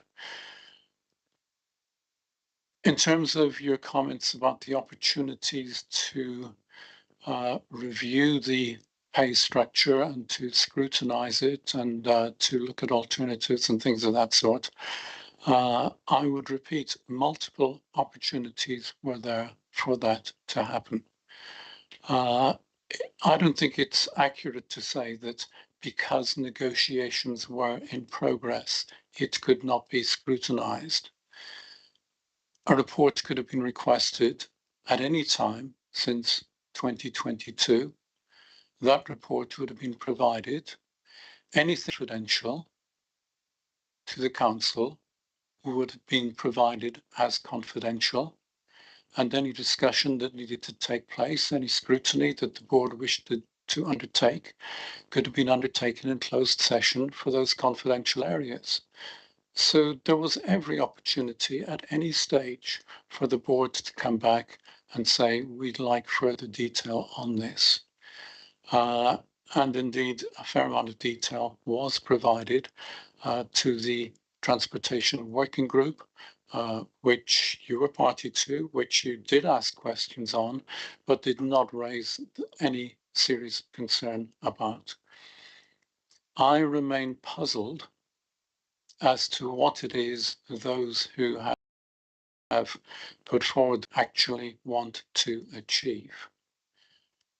It has already caused delay, and we've had legal advice about the risks involved in delay. Any reference back to Cabinet will cause yet more delay. If we were to follow Councillor Broadhead's advice and then move on to Council, yet further delay. And throughout that delay, there would be uncertainty on the part of staff and on the part of unions as to exactly what this council's intentions are. If it's purely delay that councillors wish to achieve, then I can't see the point. If, on the other hand, they do actually want to see a different pay structure introduced, then perhaps they should have made that clear and said which pay structure and why. But the danger in that is that would take us right back to 2022, and it would reopen negotiations with unions, who I don't imagine would welcome that process. And I don't imagine the response from unions or staff would be favourable to that. And again, we have had legal advice on the dangers of that kind of situation. My concern is that any delay, even if the thought is just delay for the sake of getting Cabinet to make the decision again, any delay after this evening further damages staff morale. Staff morale is critical when it comes to staff motivation and loyalty to this council. And I would much rather that we conveyed a message to staff that we value their commitment to this council and to the work that they do, and that we want to see fair pay implemented as soon as possible. On that basis, I would invite the board to reject the motion that has been suggested by Councillors Bartlett and Broadhead, and instead to agree not to offer any advice to Cabinet, which is the wording that the monitoring officer indicates would then mean no further action other than officers can get on and send those letters out to our staff and let our staff know, yes, we do want to proceed and achieve an amicable agreement in the interests of all. Thank you. Thank you, Councillor Hannah. So, yeah,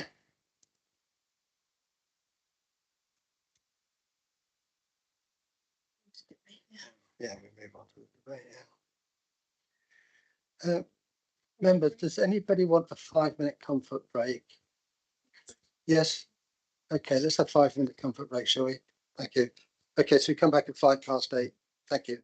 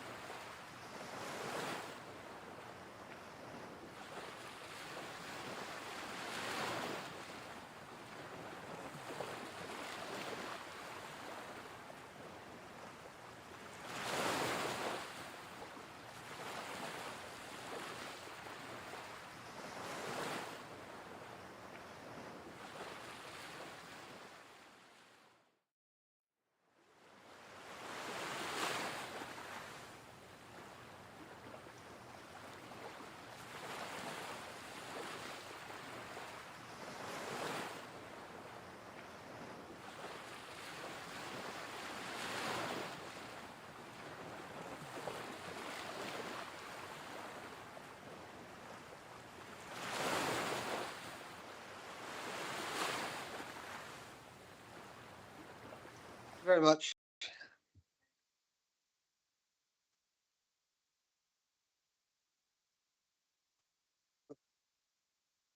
So now into the debate, and I'll invite board members to debate the call-in.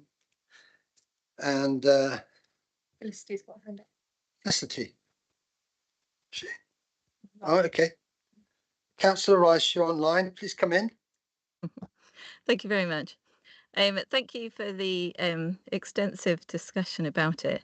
I just wanted to say that I don't really feel the need to debate it myself, but I wanted to indicate just my preference that we do not make any recommendation for advice to Cabinet. I'm not able to vote, but I just wanted to put that forward so that people understand my view. Thank you. Thank you, Councillor Rice. Councillor Trent. Yes. Thank you, Chair. This whole Sorry, can I just Yep. put let's please keep this to only the decision and the procedure that was followed. That's exactly what I intend. Thank you very much. Yeah. This whole thing has gone on for 5.5 years. There's been a lot of discussion, negotiation. There's no doubt been a lot of compromises. There's a lot of time and work that's gone into this. And I'm of the opinion that we should not support the call-in, and that we should allow things to proceed, and for this long and painful process to hopefully come to a successful end. So I propose that we do not support the call-in. Do you think we? Yeah, okay. Yeah, and that table I'll table that as a proposal. Okay. Can we just see where the debate takes us? We'll table that one so that you'll get the first opportunity to get a seconder when we come down to motions, which we're going to deal with after we've had a bit of a debate, if that's all right. You all right, Councillor Trent? Happy to second that. Second it. Okay, thank you, Councillor Canavan. So, members, Councillor Chapman-Law. Yeah, I mean, I listened to what yourselves had to say, and the responses from the Cabinet and from officers, and I'm really not seeing the issue here. The process has been followed. The decision making has been delegated to the relevant people at the relevant time. The banding was agreed, what, 2 years ago, 3 years ago? And the Cabinet decision was about the finances, not about banding or anything else involved in this. It's gone on way too long, delayed and delayed and delayed, and I'm very uncomfortable with this call-in. It appears to be just another method of getting a negative headline in the Echo. It's very, very uncomfortable. Thank you. Any other members? Edmund? Yes, thank you, Chairman. I noticed that one of the legal team, I think, or possibly the Cabinet, mentioned that we don't want to seem as if we're acting in bad faith. And I think that's really, really important, that I think this could be construed as acting in bad faith, this quibbling after all the arrangements have been made. It wouldn't be me if I didn't mention that LGR was an absolute, I won't actually say it. I can see the chief executive. Problematic. Yes, I can see but my point is that this has been going on for far too long. I feel that there's been a huge amount of work done, and so I can't support taking this back to Cabinet. I think the process was fine, and so I shall be not supporting the motion. Thank you, Councillor Devman. Councillor Salmon. Thank you, Chair. Yes, just I wanted to just say that while there are elements in the report that I can see could have been benefited from being put more clearly or gone into slightly more thoroughly. Like, one example, the options appraisal, I think, seems to me that often we see a set of options laid out, and it didn't happen in this report. I do see that. Having listened to everything that's been said tonight and really and looked into it as well on my own beforehand, and the long process, although I haven't been here all that time, I know how long this process has been going on.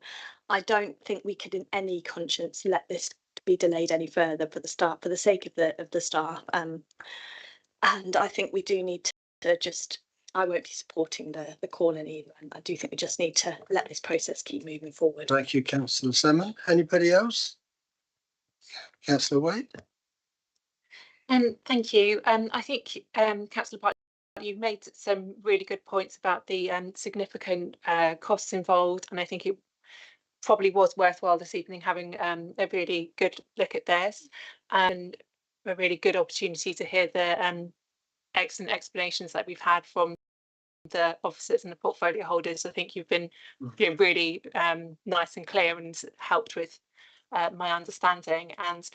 And following that, I am satisfied that a good process has been followed. Not really, been involved in it myself before, so I am happy to trust in that and get on with it. And I want to see it done. I will not support the recommendation to refer it back to Cabinet.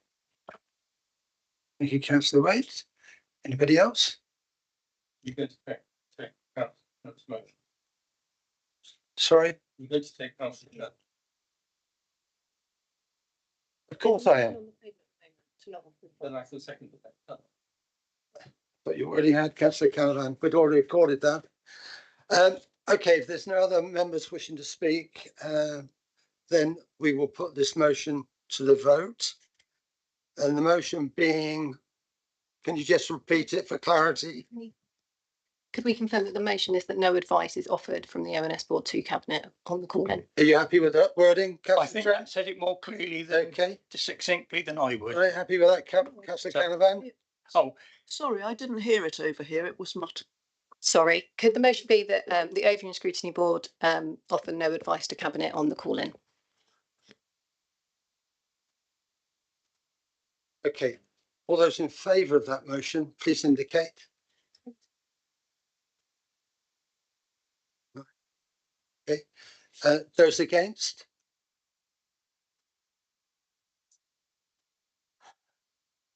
Okay, that motion is carried. Therefore, there will be no advice offered to Cabinet. And yes, okay. All right, monitoring officer, yeah, if you could. So thank you, Chair. Following the decision of the members of the Overview and Scrutiny Board, the call-in has effectively failed. This means that the Cabinet decision made on the 4th of September 2024 will be implemented immediately. Thank you. Thank you, monitoring officer.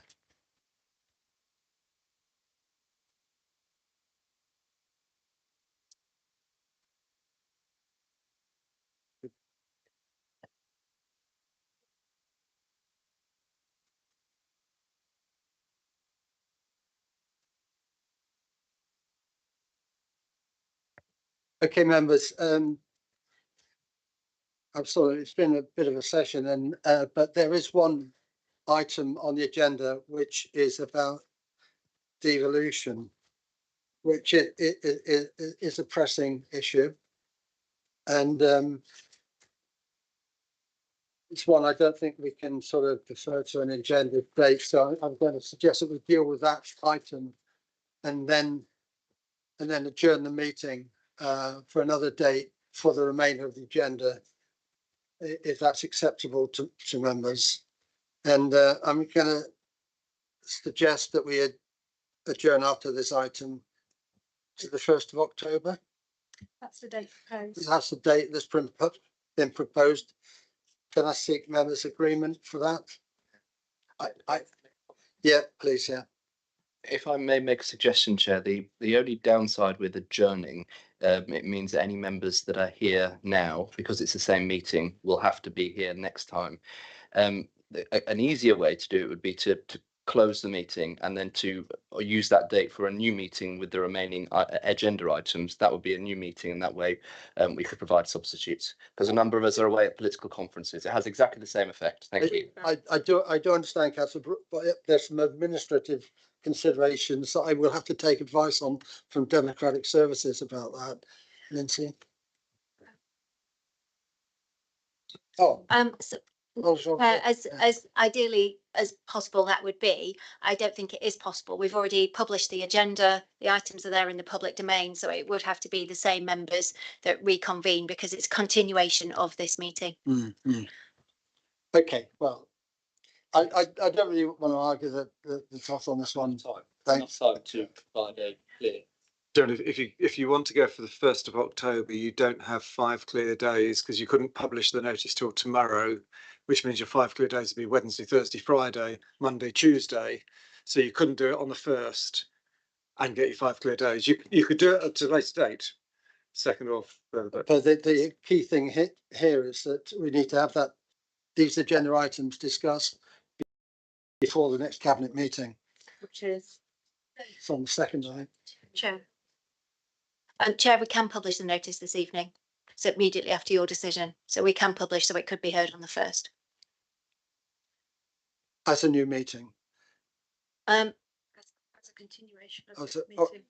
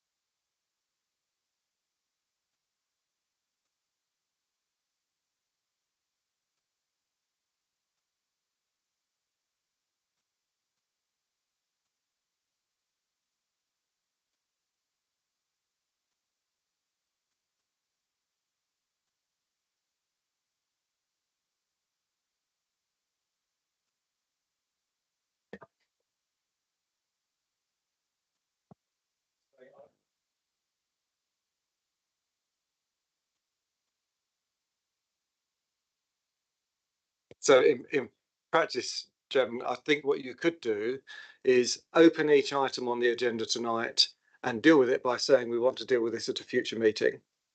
So you're not adjourning any of the items. You then finish the meeting having addressed all the items that are on the agenda, but then you have a new meeting in precisely 8 days time when we publish the agenda tonight, which has those items on again. So you would have to just literally say item 7 is this, let's deal with that at the next meeting. Item 8 is this, let's deal with that at the next meeting. Everybody agrees that. So you have actually dealt with the items that are on your agenda. I'm sure that's not what a lawyer would recommend. I'd like to hear from Jane as to why that's not why she didn't propose it, please.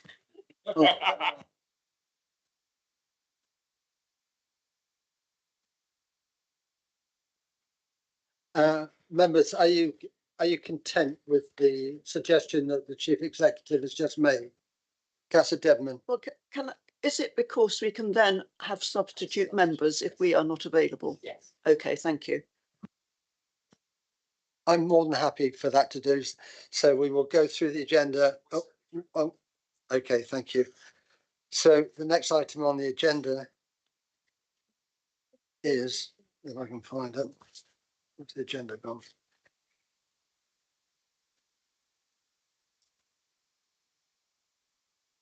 Everything.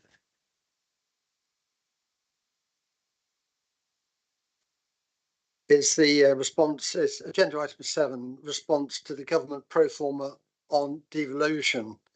It says for me to introduce an outlined format for this item with thanks for the attendees present to provide information. I don't really know very much about this at all, and so I won't comment any further other than to invite, I think leader of the council is not here, so is it for you? I don't know if the leader would like to say a couple of words at the beginning while she's online. I understand. You're not well, leader. Are you okay to talk? Thank you, Councillor Bartlett. I am okay to talk, but I won't turn on my camera if that's okay with you.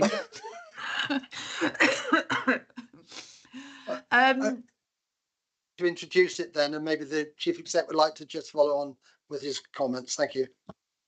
Yes, of course. So devolution has been the words on everyone's lips. May I say in particular the new government. I think it was pretty clear from both of our potential government's manifestos that devolution was going to be ramped up, but we've seen that particularly under the new government and what they are calling the devolution revolution. We did discuss this where we were up to at the last overview and scrutiny board, but more as a consideration of when it should be on the scrutiny agenda. So I don't have masses to add since then, apart from what's in this slide deck, including some of the considerations that we've had, what we're kind of considering at this point. I just want to be really clear that the government have asked for an expression of interest, and all that includes is the proposed geography, mayoral or non-mayoral, and contact details, and very little else. They're not asking for evidence, they're not asking for economic areas, they're also not giving us the information that we really need to make a proper informed decision on where we want to go with devolution. However, we do need to fill in this expression of interest if we want to have to at least be in the game of devolution. So I'm quite keen that we do submit an expression of interest, but I'm keen to hear Overview and Scrutiny's views. I've had some engagement with the group leaders. We've also been speaking to various other stakeholders on what they would prefer, and of course other councils, to try and formulate what we will put in as an expression of interest. And the slide deck goes through some of those options. So I'll hand over to Graham to take everyone through that, but I will be online if any questions come up. Thank you. Thank you, leader. Chief exec, thank you.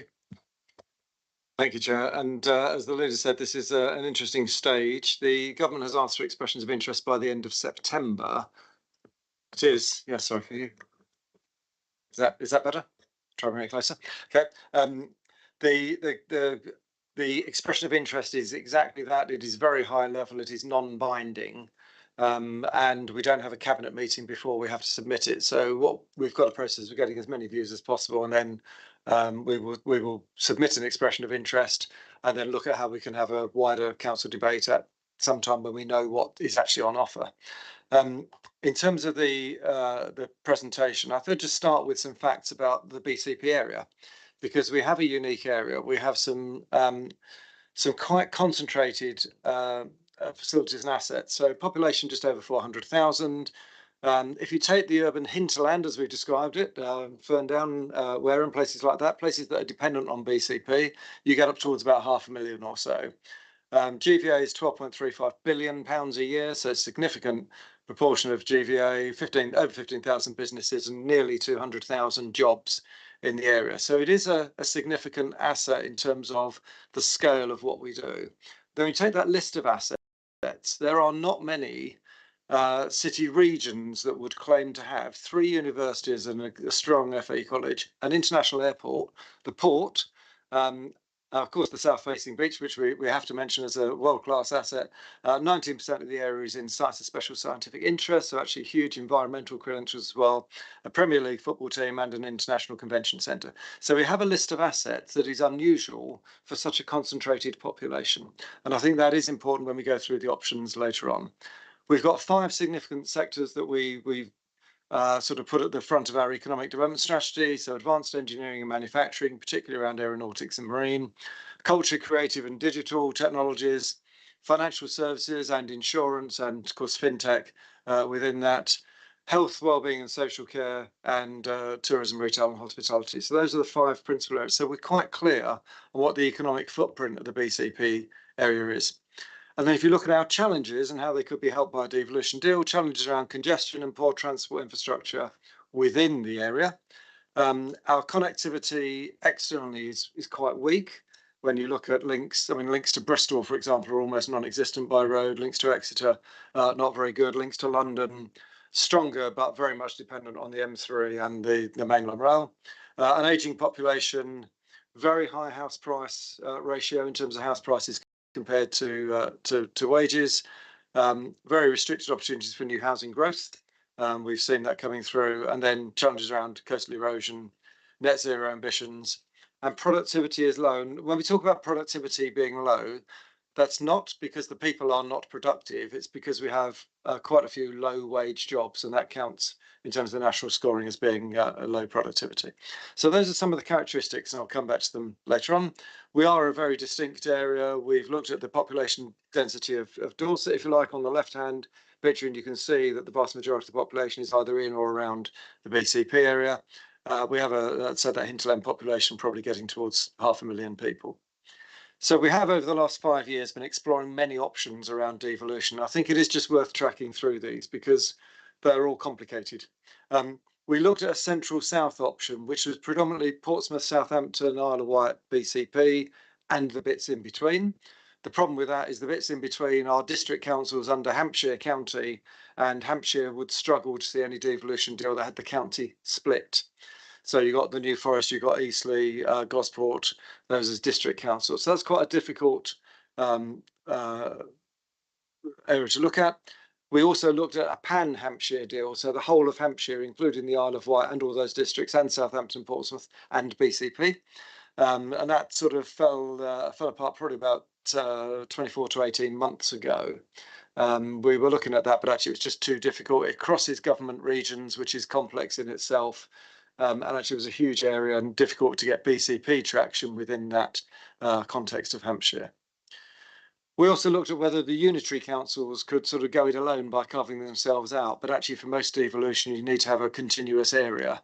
And of course, if you take Southampton, Portsmouth, the Isle of Wight and BCP, you've got 4 urban strongholds, but not the bits in between. So that's a complex option. We've also looked across Pan Dorset, or as I like to describe it, BCP and Dorset, because Pan Dorset plays to the rural agenda, doesn't really mention the urban conurbation. So that is a potential area to look at. That's the area that the LEP is based on. It also is the area for the police, for health. So it's got some advantages in terms of coterminosity. And we've also looked at this Heart of Wessex proposal, or New Wessex. I think at one point it was described the only way is Wessex, but we won't go there. This was if I get the order right, BCP plus Dorset plus Wiltshire plus Somerset plus North Somerset plus Swindon. So that was the configuration. So it has another urban area, but actually very little in common between the BCP economy and Swindon's economy, or Weston-super-Mare, for example. So we've looked at those options. One of the reasons I'm doing this presentation rather than a paper is the very last of those meetings finished at 5:30 this evening, when we were looking at the options around the Pan-Wessex deal. So those are the options we've looked at. The problem for BCP is it doesn't have natural neighbours that are similar in nature. So certainly when I've worked in London, the London boroughs have a similarity that means they can join together. Looking at other areas, there's more of a geographical link. For BCP and the economy, it's quite difficult to see that. So what we've done then is, I'm going to go down a slide, put those possible geographies into a series of tables. Sorry, my mouse is just playing up at the moment.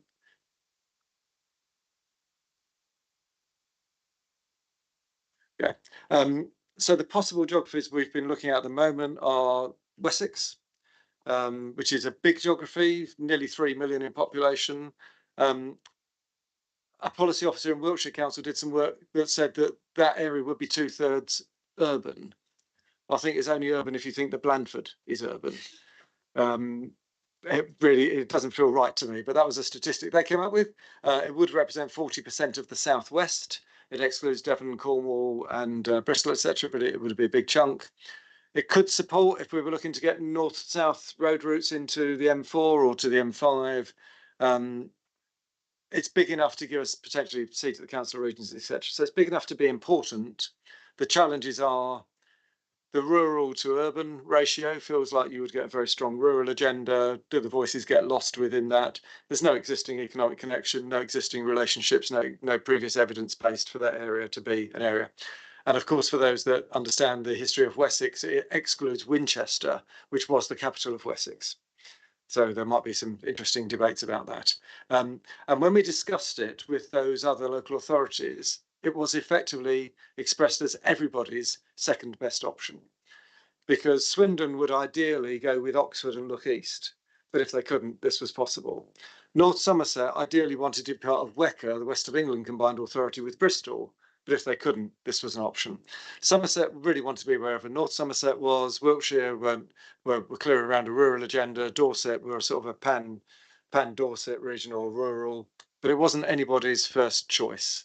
So this evening there was a meeting, I'll come back to it later on, but there was a meeting of leaders and chief executives, and effectively I don't think that deal is still on the table.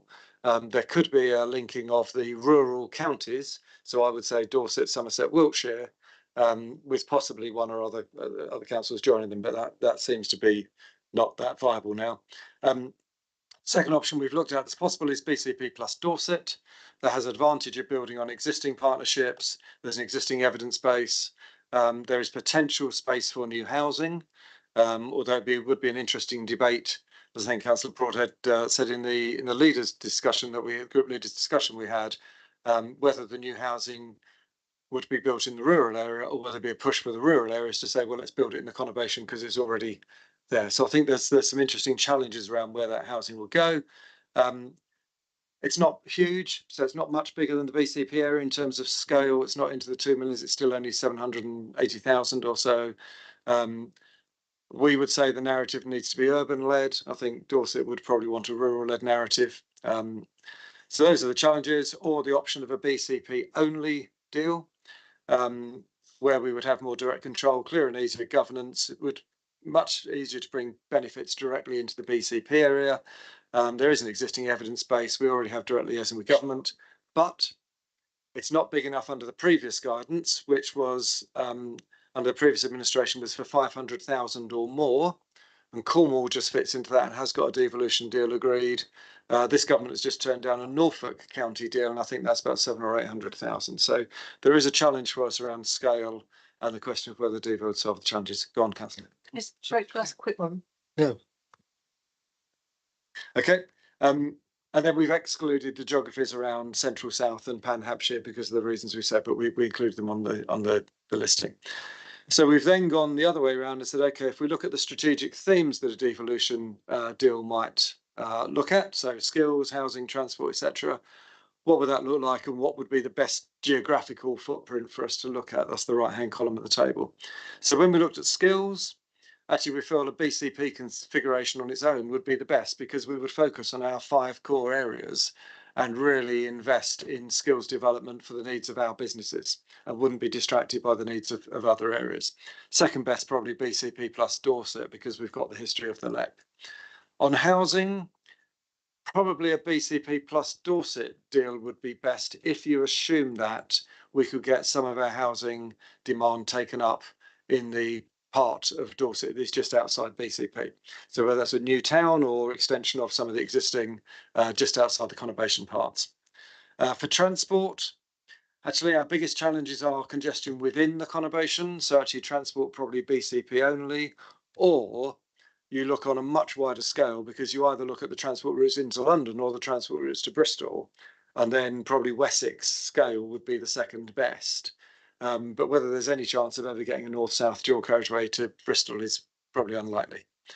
Net zero, we felt actually probably the Wessex scale might be better, and then BCP plus Dorset. So we've gone through each one. Investment and development, we felt a BCP only deal would be the strongest way of playing that.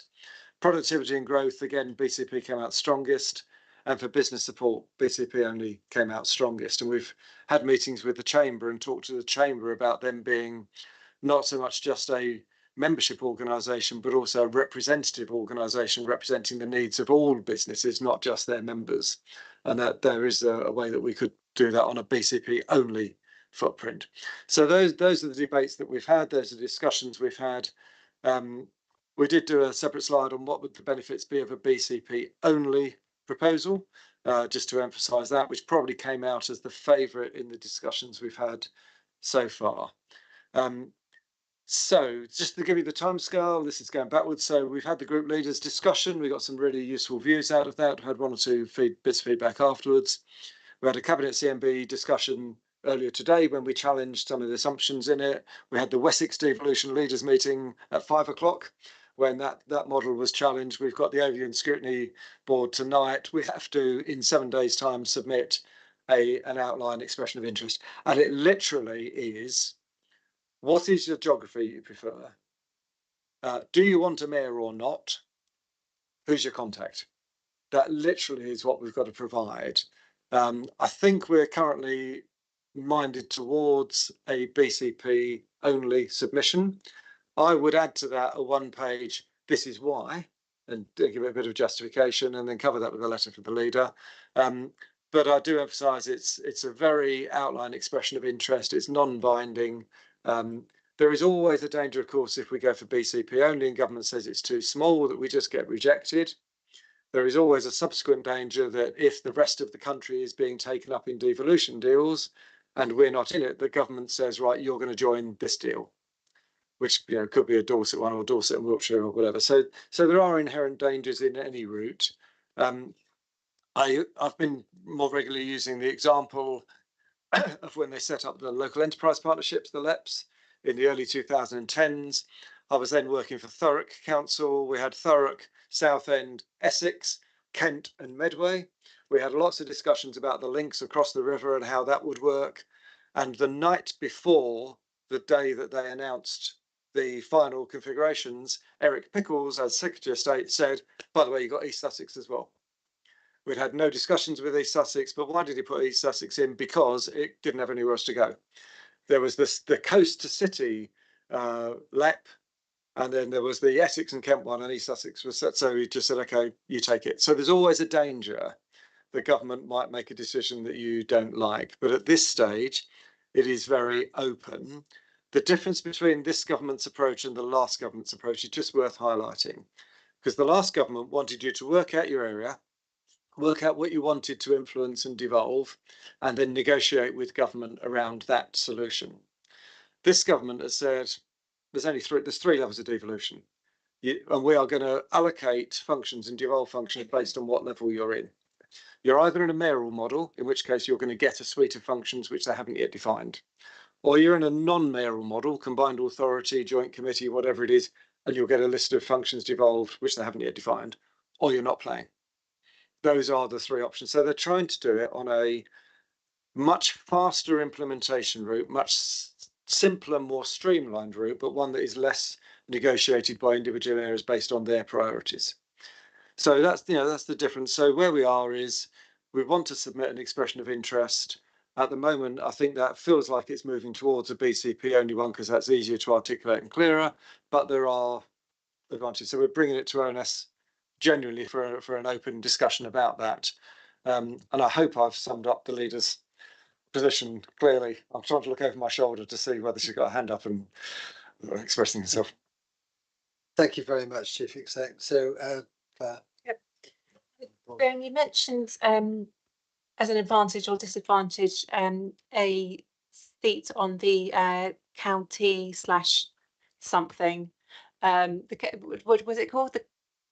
There's the council of regions, yes. Which, what is it, and what are the advantages, disadvantages of being or not? We've used that phrase, but actually, whatever government sets up to discuss with local areas at the moment. So on day 2 or 3, the government called in all of the elected mayors for devolved projects. So it used that as its route in. So whatever they set up, whatever they use, we might get representation if we're a big enough scale. The danger is if we're too small, we won't get representation on whatever it is. So Council of Regions was there as an example. Government has yet to decide how it's going to work. At the moment, it is dealing with elected mayors for combined authorities as a different class in terms of the negotiations. So. Councillor Broadhead. Yes, thank you very much, Chair, and again, thank you to the Chief Exec and Leader for outlining what is it's complicated and it has been ongoing for some time, but it is really important. I think there's a really very good summary both of the conversations that have been had today and then the options in front of us. I've got a couple of comments. I think the first one is just an observation, and it's a criticism of the timeline and the time frame that we're presented with. And this is not a direct criticism of the council. It is probably more of a criticism of government, although I appreciate the government's position and they want to look like they're moving very quickly on this. But the consequence of the timetable that we're presented with on this is that, again, there is no formal democratic involvement in this early decision. Now, the pushback to that is, well, as the chief executive has outlined, these are just very simple expressions of interest, predominantly around geography and the types of offer that we'd be looking for. And it might well be, and I'm sure it will be, that will change. But this is our preferred option, and in expressing that expression of interest, that will become the council's position. And it's disappointing that we can't have a full councillor discussion on that. It's not a criticism directly of the council, it's just you would expect for something of this import, which, let's be honest, will be something that will probably be in existence if it comes into being longer than most of us in this room will be councillors.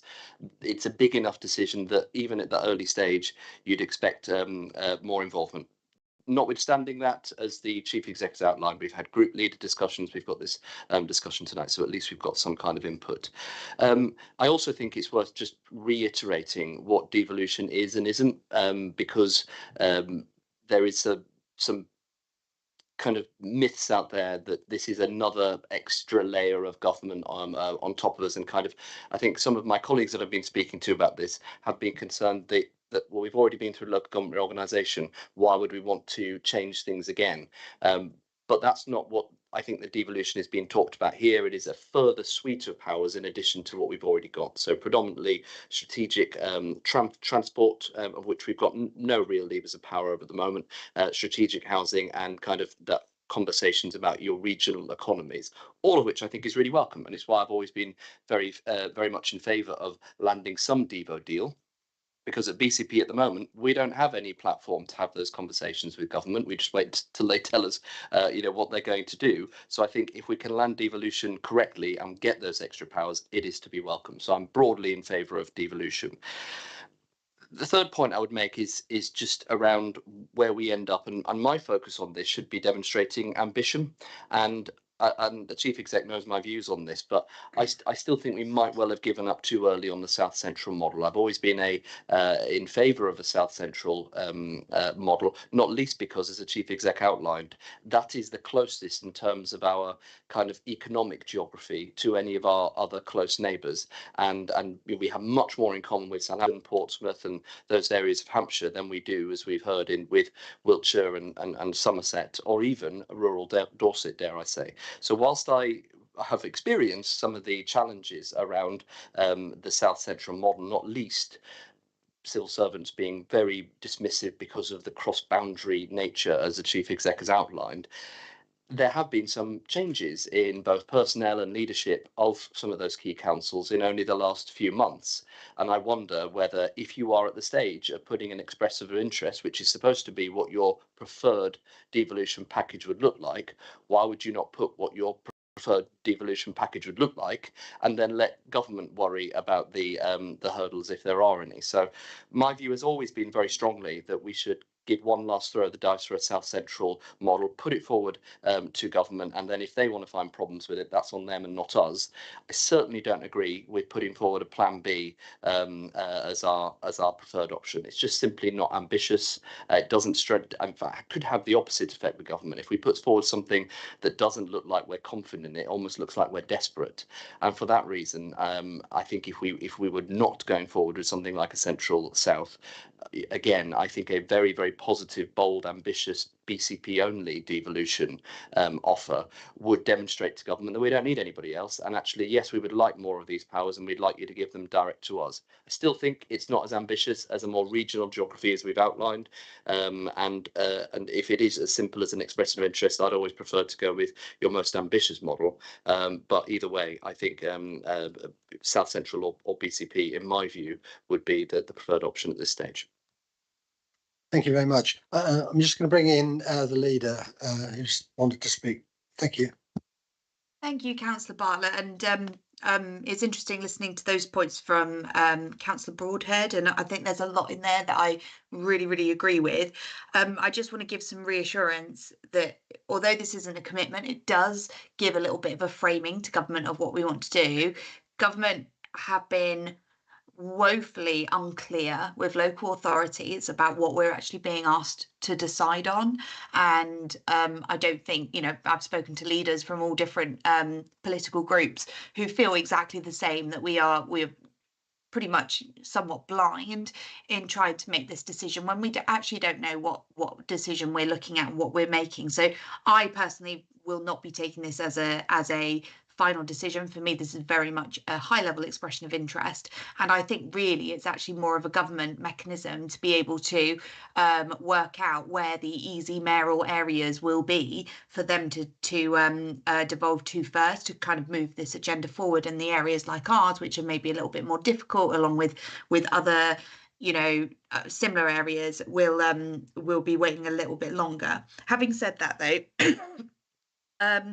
I do just want to say that just to inform the committee that there are, in terms of the options, just to be really clear, we have 3 questions that we need to answer. One is devolution or no devolution, one is mayoral or non-mayoral, and one is the footprint. So I think it's really important to keep those in mind. And I know we talk a lot about the footprint, but I also think there is a discussion around mayoral and non-mayoral. And I personally don't think we should be making any final decisions until we actually get the English devolution bill and can see what the benefits are of any of those. So this is purely an expression of interest. It's not a decision made. Just on the wider point, you know, Central South, I don't want to make any announcements for other areas, but as far as I know, that is not something that we are able to do. There's also a lot of issues around things like evidence base, things like we don't have any existing networks with them already, apart from Central South. But I also have been reflecting on actually what the benefits are, and it is frustrating that we kind of are so far to the edge of our county that even though Hampshire is just over the border, it just doesn't kind of it doesn't feature as much in our policy decisions, whereas actually you're right, there are some strategic links there. I'm kind of hopeful that whatever comes out of a Hampshire or whatever deal they might be looking at would actually benefit us anyway, particularly in terms of transportation. For example, anything that improves the M27 or the M3 will be useful for us, or of course the train lines as well. So I'm kind of confident that we will benefit from devolution over that side, even if we don't have a direct say in it. But this does come back to us not really knowing what we're being asked to decide and putting through in this expression of interest, and kind of second guessing what the government are actually asking us for, which is why my proposal is, I think devolution is something we want to be involved in. I think we should put in an expression of interest. However, I do think we need to have that additional scrutiny when we do get a little bit more information with an all-member session to look in a bit more depth, and then we can make the decision of whether to withdraw, whether to amend our expression of interest, so that government are clear on actually what we want. Thank you. Thank you very much, Leader. Councillor Trent, and then it'll be followed by Councillor Canavan. Thank you, Chair. I kind of find what's going on a little bit irksome, because I don't know whether the government's trying to say bigger is better all the time, because that hasn't been the case. And the crazy thing is, 30 years ago, we actually had a structured structure in this part. We were part of the South Coast Metropole, and it was basically from Portsmouth at one end to Portland at the other end, and it was a coastal partnership, and it was designed at the time to reflect what the situation was on the other side of the English Channel, because that's how the rest of the continent organised. And I do think the government ought to perhaps look at the possibility of having regional government based on, you know, proper regions, and we are quite obviously in the central southern region as far as that kind of thing is concerned. I think an expression of interest is fine. You know, I think we've got to look at what is involved. I think we need more detail. Personally, you know, I think, well, there is this established relationship with Dorset that we've had for a long time because we shared certain roles. But the logical thing personally would be BCP plus. And unfortunately, to make that plus work, it would have to include areas which gravitate towards this area rather than sort of other areas. So, you know, I'm thinking of places like New Milton, Ferndown, possibly even as far as Fordingbridge, Ringwood, going through to Wareham. And that would be a logical body that would be over the 500,000, that would actually it's an area that adds up. It's an area that links, and you know, we share transport links, and I think that is the one thing that a next level up could help with, is transport, because you know, we've got a rail system that needs to be improved and so on. But as I say, I really want to know more, and I want to know how it all works and how it relates to everything else and the other levels and so on. But I think my inclination would be BCP plus. I think BCP on its own isn't quite the area that is involved. Or if the government really wants some fresh thinking, let's think about what was the South Coast Metropole area, because that made sense at the time and it makes sense now. And I agree with Councillor Broadhead on that one, that is actually the most sensible thing. And the fact that we had previous relationships on that basis, I think it's well worth exploring. But obviously it treads on other people's toes and so on. But as does the BCP plus, because I do think if we're talking regional, we've got to add the plus areas around the outside of BCP, so that it's an area that has the clout that it deserves. So so that's my thoughts anyway. Thank you, Councillor Trent. Councillor Canavan. Thank you, Chair. I just want to pick up a couple of points in the debate and repeat a couple of points that I made in the group leaders meeting. Firstly, I don't think the South Central model is an option at all, simply because I think it's dead in the water, simply because the neighbouring authorities will not want it. And by the time you've worked out what you want to do, they will have already done something else. I can't stress enough the point that the Chief Executive has made. This is moving quickly. Every day I read stuff where another local authority or group of local authorities is getting on with it and putting in detailed proposals about what they want out of devolution. We are getting very close to being at the back of the queue. So I can't stress that enough, and apologies for labouring it. But I just want to pick up a couple of points. Councillor Earl seemed to suggest that we needn't take a decision, and forgive me if I misunderstood what she was saying, but she seemed to be saying that we didn't have to decide yet about whether we took a mayoral or non-mayoral route. I'm sorry, but you do, because the government will expect it on your return. You will have to decide whether or not that's the model you want. Not to say you can't change it later on, but you will have to decide when you submit that form whether you want a mayoral model or not. So, you know, as Chief Executive has stressed, it's only an expression of interest at this stage and things could move. But you can't send that form in blank or say, oh, we'll wait and see what you offer. It's not going to happen. So, and the other thing I just wanted to stress, if I may, is I don't know who Councillor Hill's been talking to in terms of leaders of other political parties, but there isn't any ambivalence amongst group leaders that I've spoken to about where we want to be with this. And this is where I agree with Councillor Broadhead's point. If we are to make a BCP only bid for devolution, we have to overcome significant obstacles. One is size, because the size of some of these proposals that are coming through now are huge. So, you know, the 6 unitary authorities in Berkshire, and even if you think Lancashire isn't big, it is big, both geographically and numerically. So I just caution that don't be surprised if the government come back to you and say, thank you very much indeed, but that's simply not a big enough unit for us to be interested in.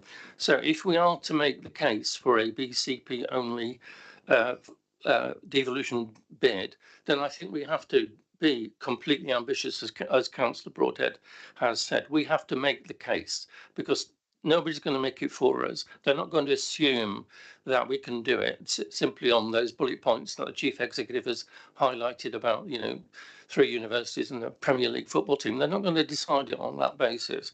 They're going to have to show, well, we were going to give you X million pounds as part of this devolution bid. What are you going to do to drive economic prosperity, to drive economic development, and to further the well-being of the community of BCP? That's what they're going to want to see from you for the money in return. Why should they why should they devolve all these powers to you with the money if you're not going to do anything with it? And they want to know what it is you're going to do with it.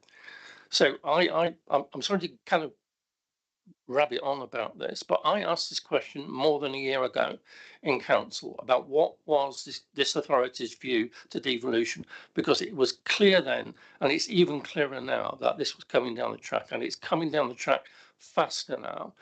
And you can't do that and delay and wait for some, you know, tablets of stone to be delivered from Whitehall. It's not going to happen, not anytime soon. So you have to drive the agenda, and that's why I think if you're going to go down the route of the BCP only deal, you really have to make the case and make it strongly. So thank you. Yeah, thank you, Councillor Canavan. Very useful input. Thank you, Councillor Deadman. Thank you.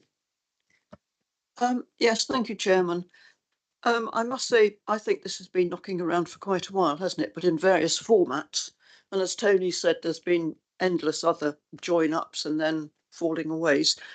I agree with both Councillor Broadhead and Councillor Canavan in that, to start with, at least, we must be ambitious. We must go for the very, very top of what we can do. But I can't see that BCP alone can do it. I still think... I'm sure nobody's listening to this. I still think we should get Dorset involved. We can build up on Dorset and then it will be urban, won't it, if we start building? but don't mention it, please. No, nobody please pass that on. No, but seriously, I mean, because Dorset has Ferndown and other areas. So my preference as just a councillor would be certainly for the BCP and Dorset conglomeration, or whatever we'd call it, but also very much yes to the mayor, because I think that's one of the triggers that they have. And the city mayors, I think they used to be called metro mayors, whatever. I mean, I remember Ken Livingstone, who was absolutely brilliant for London. He really got things sorted. And I really think that we need to go for that whole ambitious package of the mayor, and get Dorset involved and just go for the whole thing. I notice Phil's looking at me. Thank you, Councillor Deadman. Councillor Beasley, I'll come to you in a minute, Claire. Thank you very much indeed, Chairman. I hope just to build a little bit on what one or two people have said, particularly Councillor Canavan and my colleague Councillor Broadhead. I've been in this debate now for too many years, it seems to me, and I was a member of the LEP board for almost all of its life from its foundation. We talked about how we could progress a combined authority at the outset of local government reorganisation, when it was very much the flavour of the month as far as that government was concerned, and it didn't go anywhere. But at least we were focused on what we wanted to do, so that we were signed up to it, and our ambitions weren't perhaps as close as they should have been. It was about what we could do around strategic housing and strategic infrastructure, and perhaps adding strategic skills to that as well.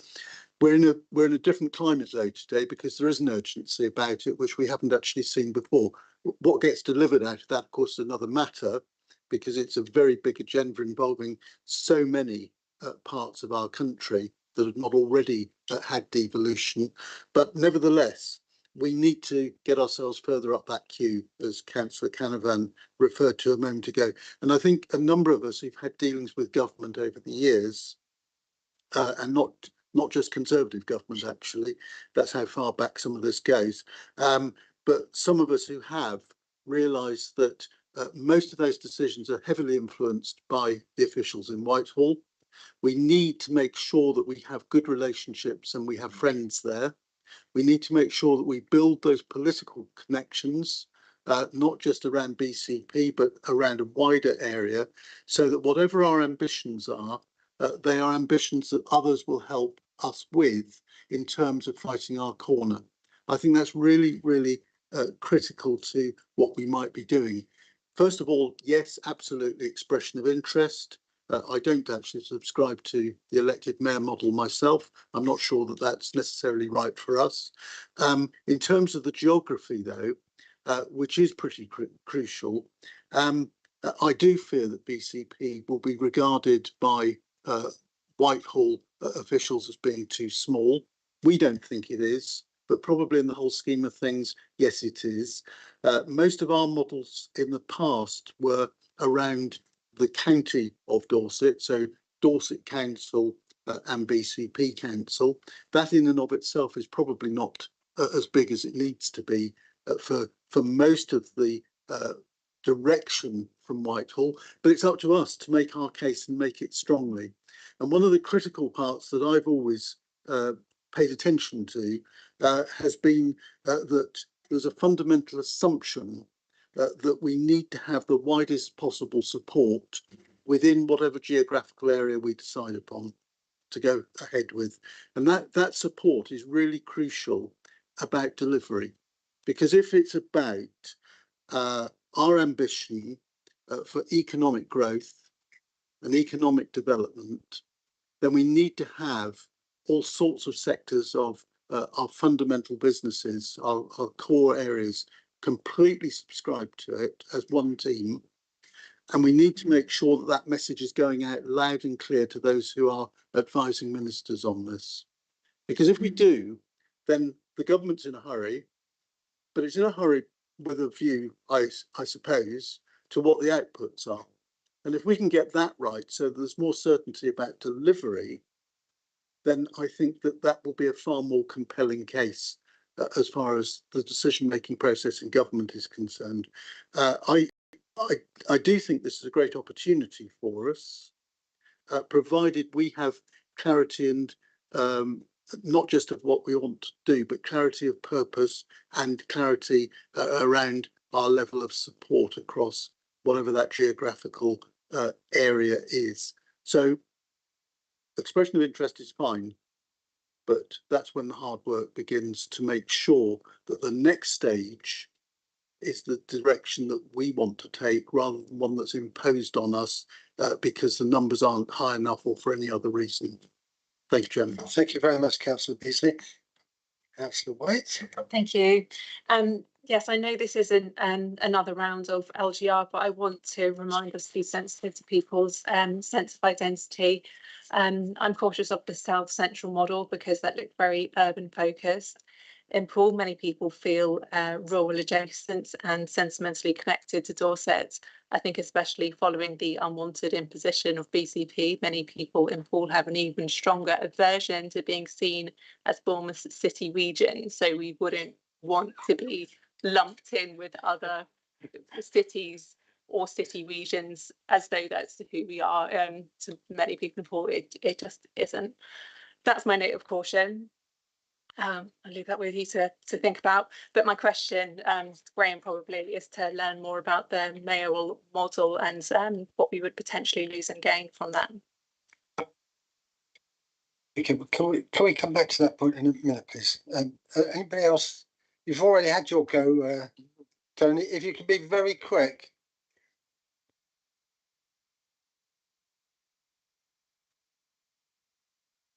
Yeah, I'm sort of adding to the point at the size. If BCP and Dorset isn't big enough, and I know that they're talking to other people, and we can't stray over into Hampshire, then maybe the other partner to that could be Bath and North East Somerset, because that's adjacent to Dorset. So there's a little bit of a logical thing there, and that adds a little bit more urban to the mix.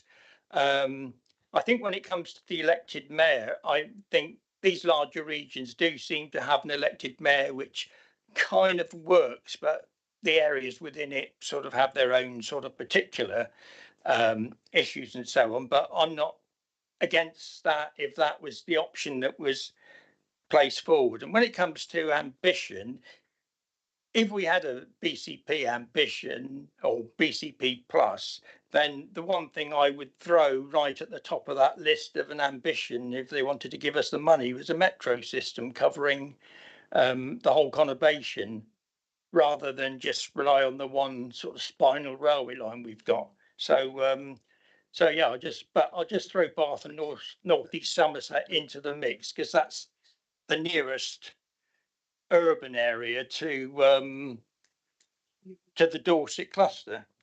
Okay, thank you. I think your options are sort of growing a bit here, Chief Exec. Do you want to come just talk about the mayoral options? Sorry to interrupt. Sorry to interrupt. I had my hand up. It was just to point out that my hand was up, so you can bring me in at the appropriate spot. Okay, thank you, Councillor Rice. Bring you in a minute. Thank you. Thanks, Joe. And just to pick up the point about Bath and North East Somerset, it's actually already in the West of England Combined Authority. So it's in the WECA package with Bristol and others. The mayoral model is effectively about government getting a directly elected person that can be held accountable for the area. And that's why government likes it, because if you've got a number of authorities, you know, is it the leader of the council? But actually, it's that individual. So what we saw with West Midlands Mayor, with the Manchester Mayor, is a personal and direct point of accountability. But it would have to be directly elected.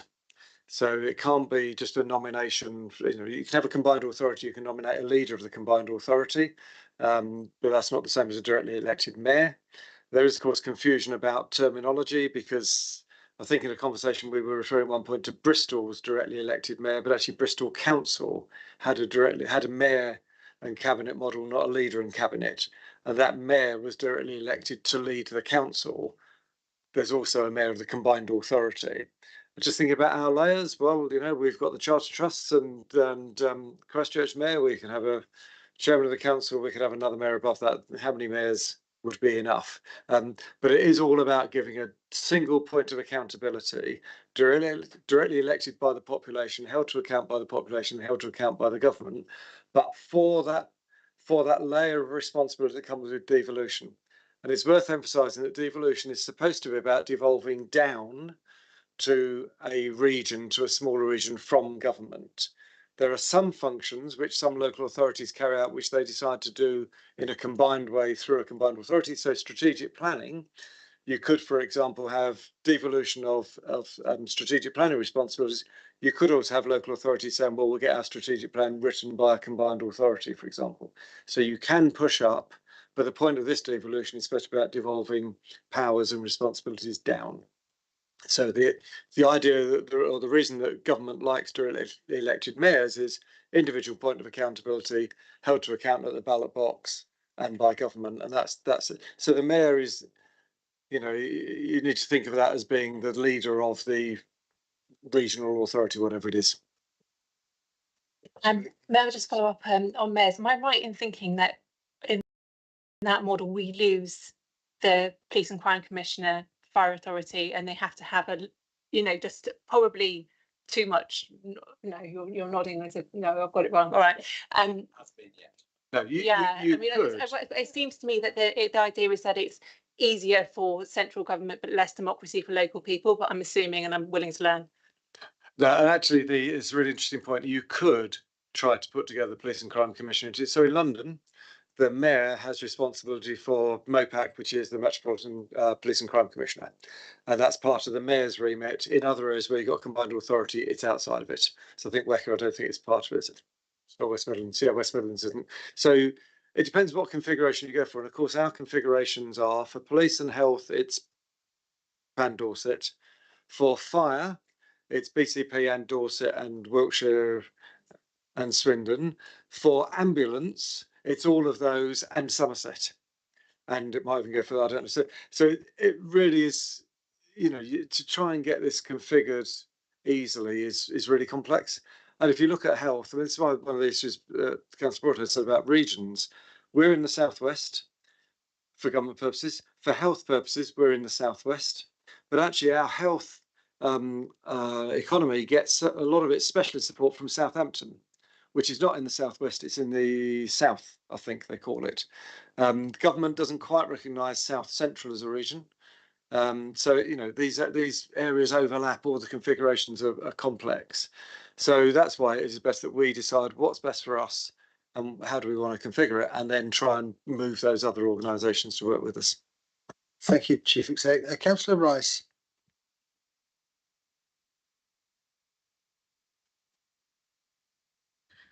Thank you. I'm just moving the computer so that I can plug it in. 1 second. There we go. Yeah, speaking to my other colleagues in Poole People, obviously we're based in the Poole area, and there's consensus amongst us that we would be keen for, well, we see the benefits of joining with Dorset.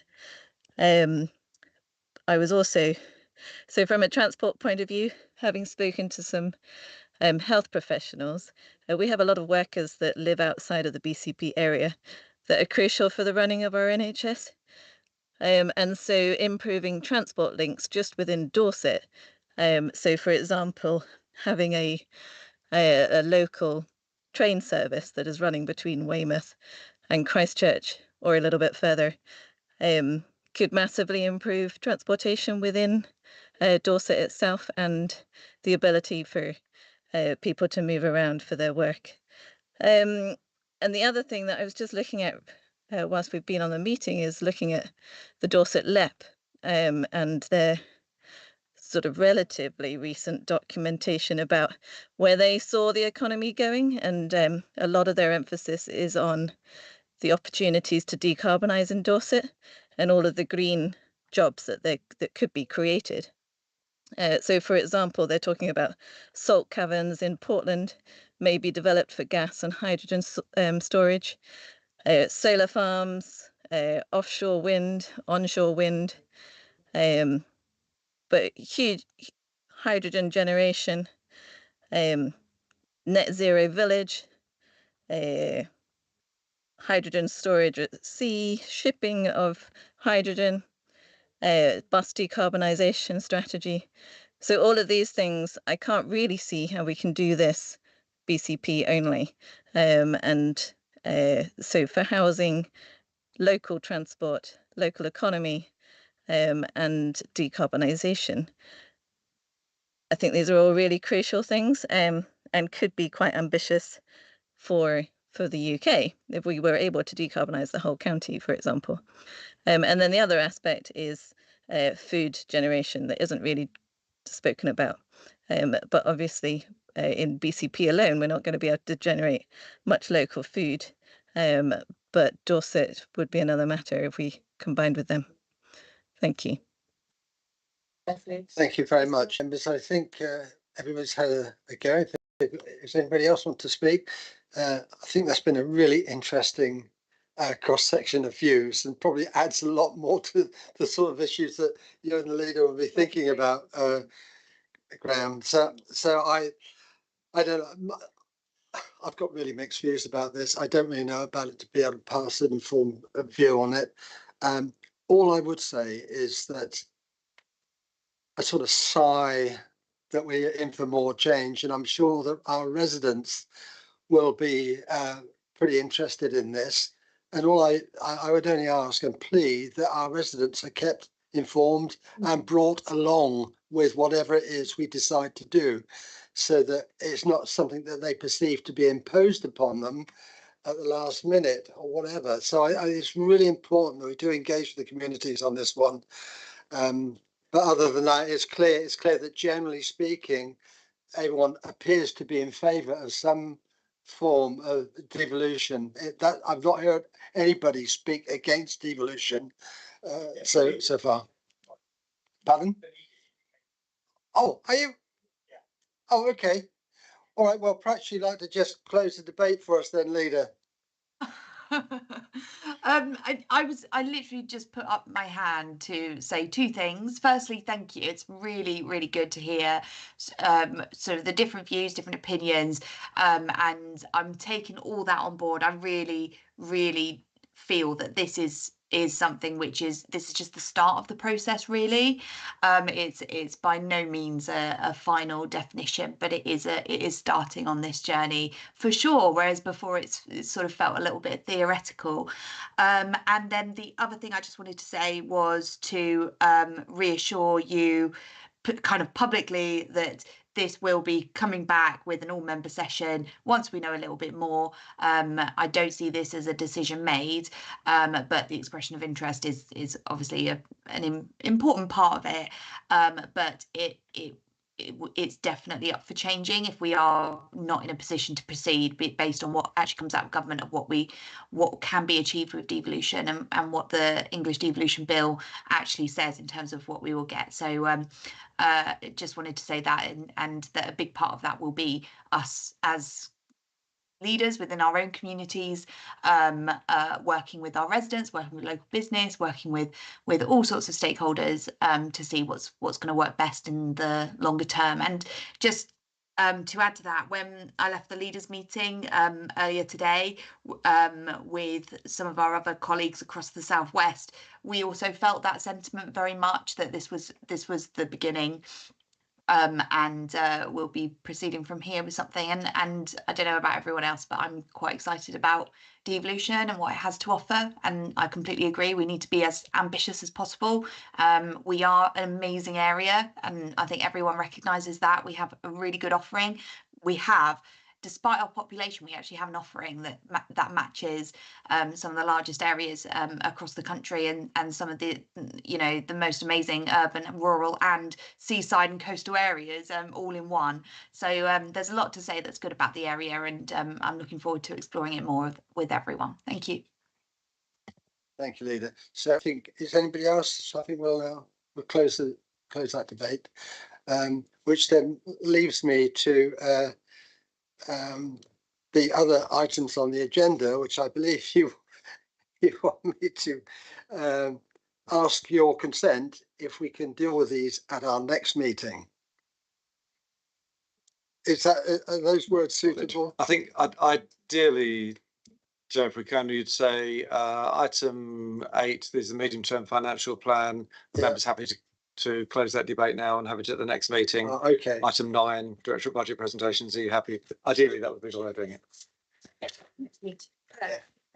Your next meeting, though, hasn't currently been agreed officially. The next ordinary meeting is in November, and we wanted to go to the other ones. Okay. Apparently, we haven't actually agreed our next meeting for the 1st of October, which is the date that we proposed originally to adjourn this one too. But now we're going to have a new meeting, so we have to agree that we will have a new meeting on the 1st. Can I seek your consent? Agreed. Okay, so 6 p.m. Okay. And now items 8, sorry, was it 8? 8, 9, 10, 11, and 12. Yeah. I propose that we keep those open and deal with them at our next meeting. No, close them. Sorry, come on.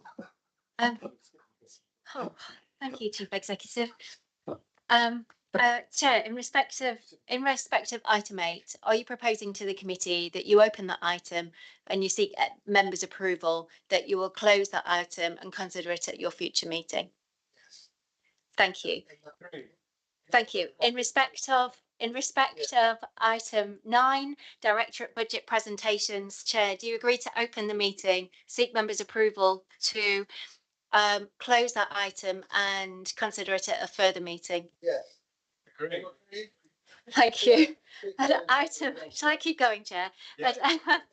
Item 10, ONS Budget Working Group Scoping Report. Chair, do you agree to open this item, seek members' approval to close this item and consider it at a future meeting? Thank you, Councillor Canavan. Item 11, Chair, Overview and Scrutiny Annual Report. Do you agree to open this item and then propose to members of the board that this item is closed and considered at a future meeting?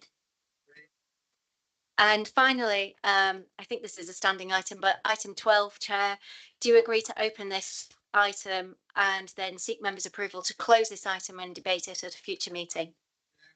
Thank you, Chair.